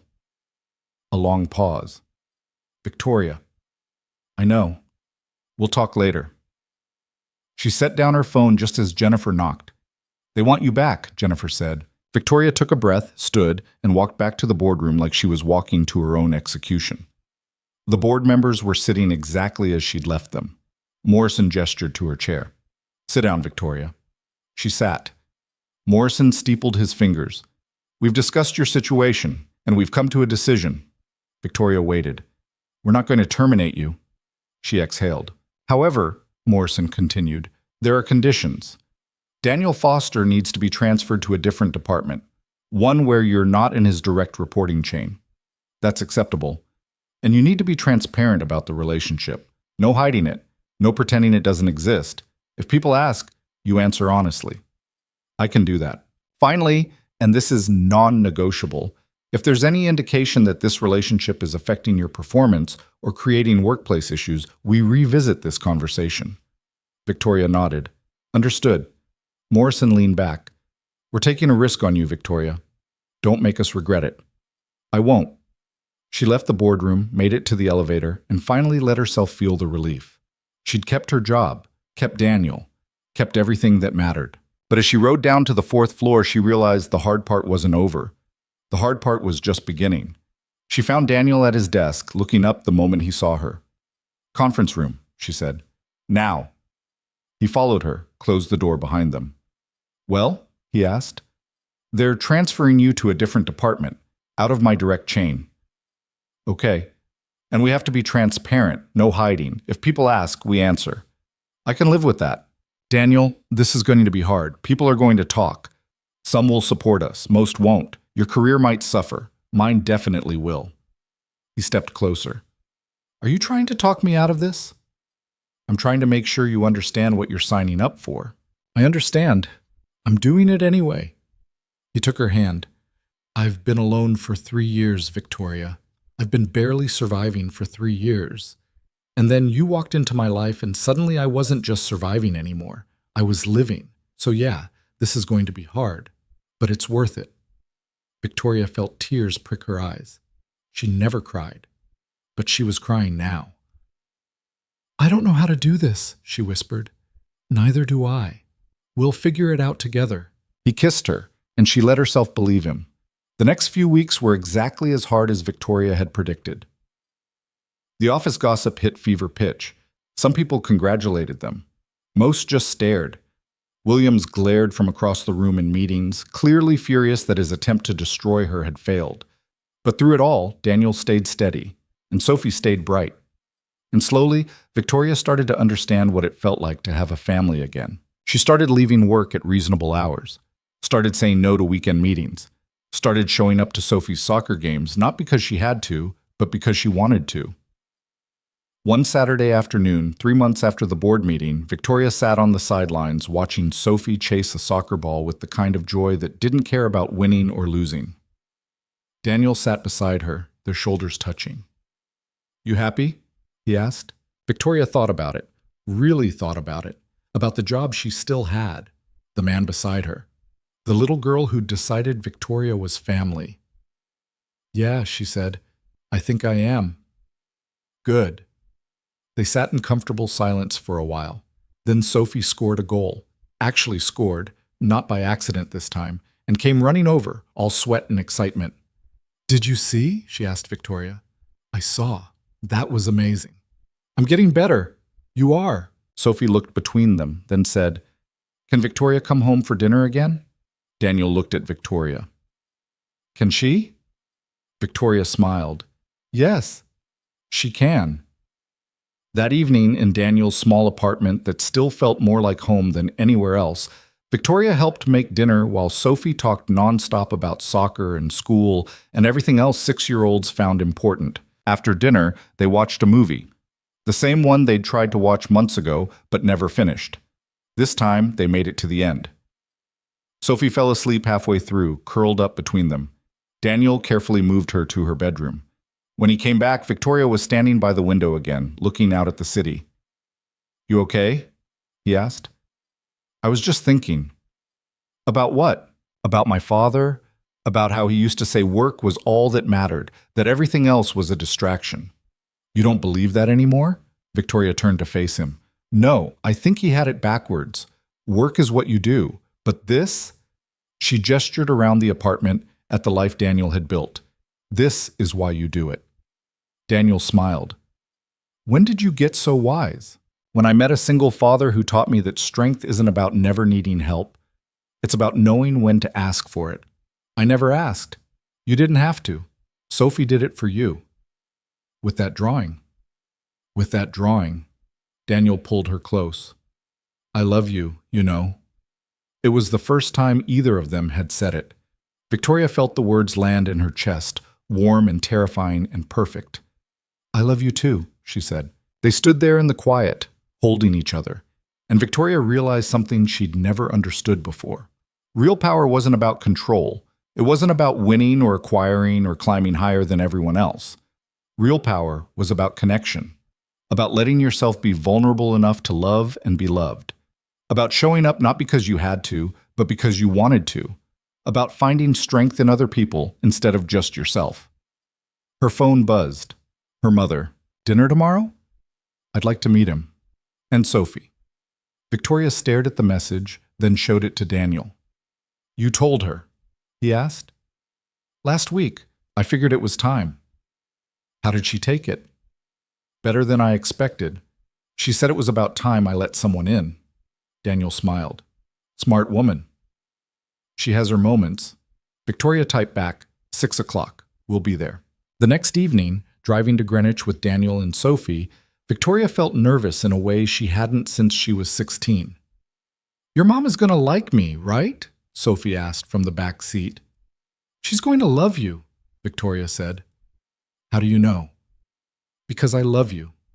Sophie beamed. Eleanor Monroe answered the door wearing the same pearls, but a different expression, softer somehow, more open. Victoria, she said. Then she looked at Daniel. You must be Daniel. Mrs. Monroe, thank you for having us. Call me Eleanor. She looked down at Sophie. And you must be Sophie. Hi, Sophie said. I like your house. It's really big. Eleanor laughed. Actually, laughed. It is, isn't it? Would you like to see the garden? You have a garden? Come on, I'll show you. She led Sophie away, leaving Victoria and Daniel standing in the foyer. Jonathan appeared from the living room. Vicky brought a boy home. This I had to see. Shut up, Jonathan. Is this him? The one who's got you all? Yes, this is Daniel. Daniel, my useless brother Jonathan. Jonathan shook Daniel's hand. Don't listen to her. I'm very useful. I'm just choosy about when. They had dinner in the formal dining room, and it was nothing like Victoria's last visit. Eleanor asked Daniel about his work, about Sophie, about his life. Jonathan told terrible jokes that made Sophie laugh, and Victoria sat there watching her family actually be a family and felt something settle in her chest. After dinner, Eleanor pulled Victoria aside while Jonathan showed Sophie his collection of vintage guitars. I like him, Eleanor said. I'm glad. He's good for you. I can see it. He is. Eleanor touched Victoria's arm. Your father would have been wrong about him. Dad was wrong about a lot of things. He was, but he would have been especially wrong about this. Eleanor smiled. You're happier than I've seen you in years.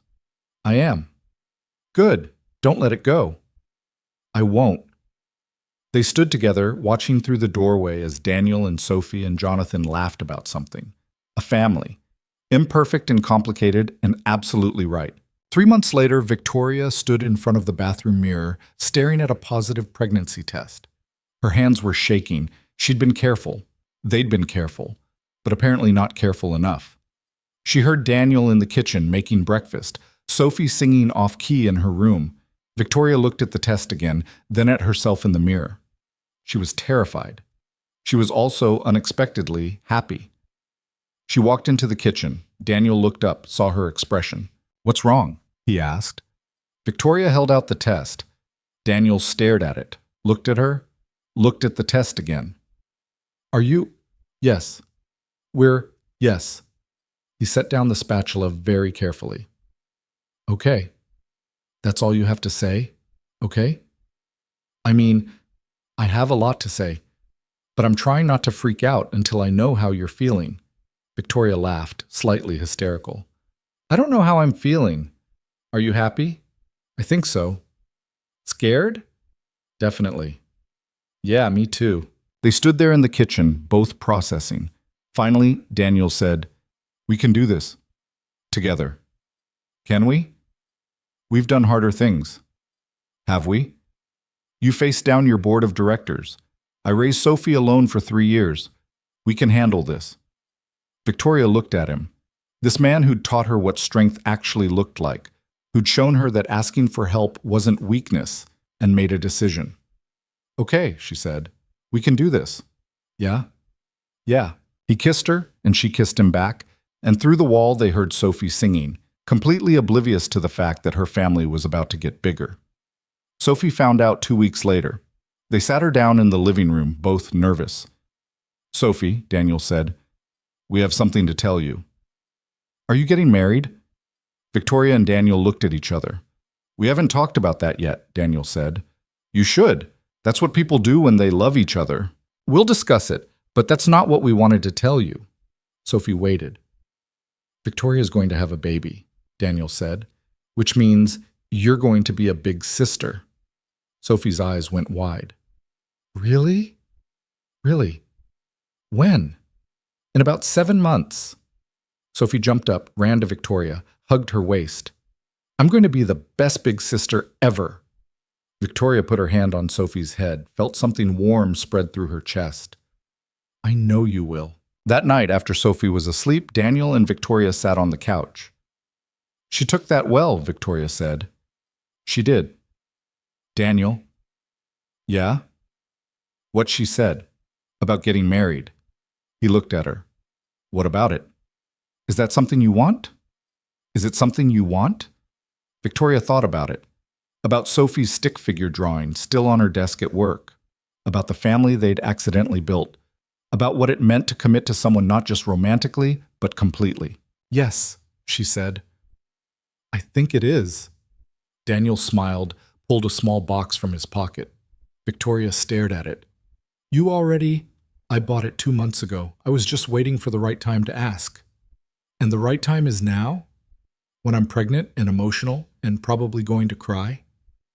Seems perfect to me. He opened the box. Inside was a simple ring, nothing like the ostentatious jewelry Victoria usually wore, perfect in its simplicity. Victoria Monroe, Daniel said. Will you marry me? Yes, she said, already crying. Yes. He slid the ring onto her finger, kissed her, and held her while she cried happy tears for the first time in her life.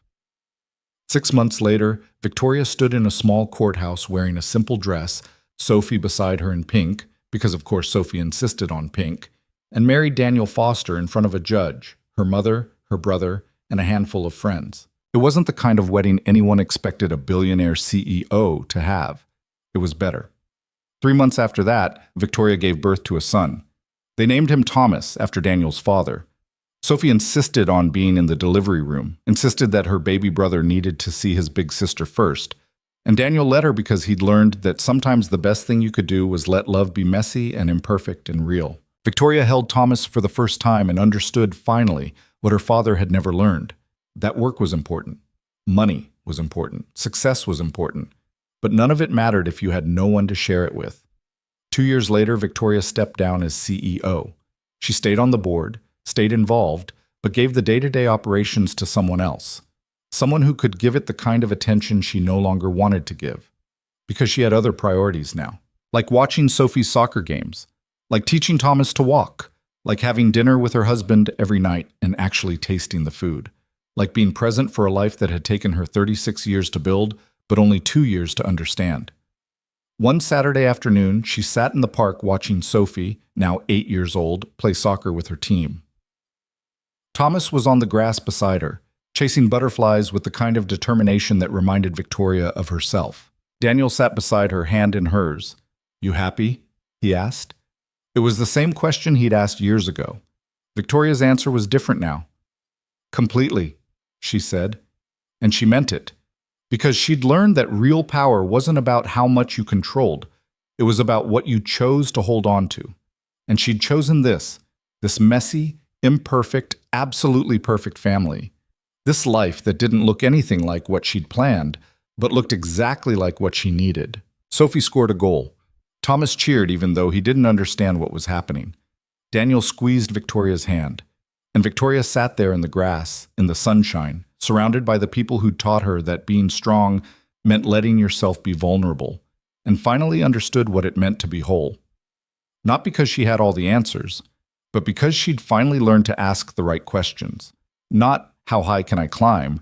But, who do I want beside me? Not, what can I acquire? But, what matters enough to hold? Not, how much can I control? But, what am I willing to let change me? The answers had led her here. To this park. To this family. To this life. And for the first time since her father had died, Victoria Monroe felt like she'd finally won something that actually mattered.